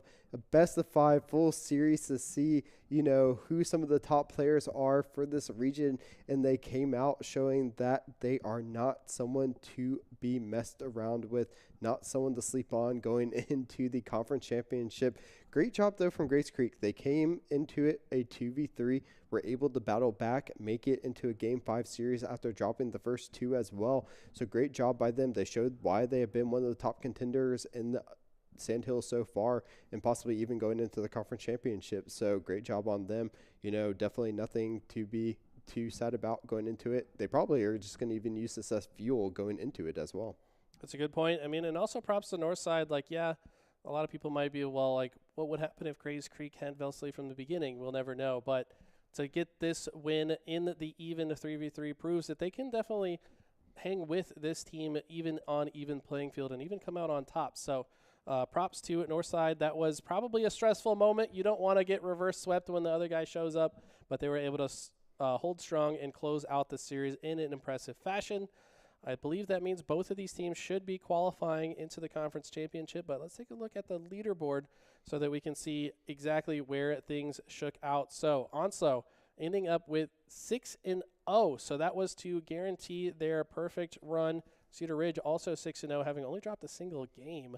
I believe that's the team with Spark and Jamarley, so going to be interesting to see those players. And then Grace Creek, that was the first set loss that they had, but I don't think they're going to lose too much confidence from that one.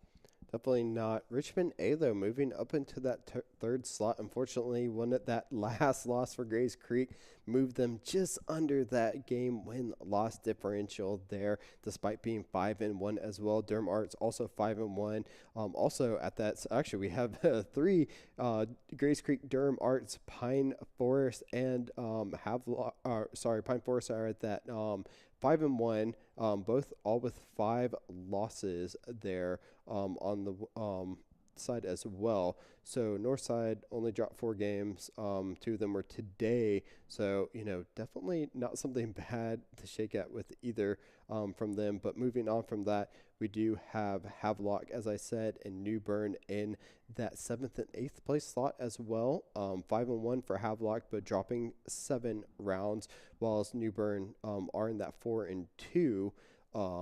But have only dropped, or 113 and only dropped 7.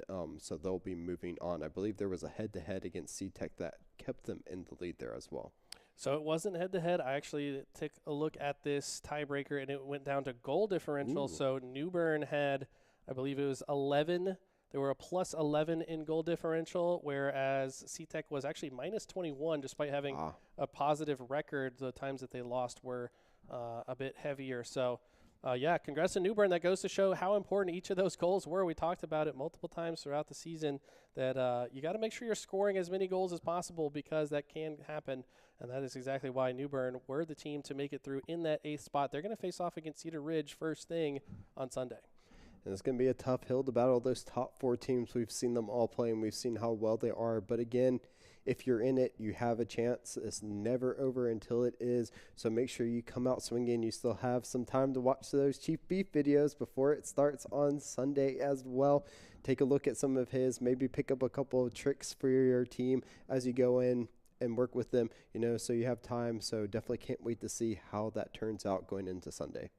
All right, so I will just quickly overview what to look forward to this weekend. Tomorrow we have Overwatch and college football, and then on Sunday we've got Super Smash Brothers and Rocket League. So the first place finisher in each conference in each game will automatically go straight to the state championship. If you finish top 4 but you don't get first place, you'll still be re-entered into Wild Card Weekend on December 7th. So there's going to be 9 teams that show up to Wild Card Weekend, 3 from each conference. Only one person will make it out for each game at that point to round out an even top four, the top four of each game, except for Smash. We're going to have 8 at the state championship for Smash. So it's going to be an exciting weekend. Make sure you guys don't miss it. Tune in right here for all the action. We'll see you guys tomorrow.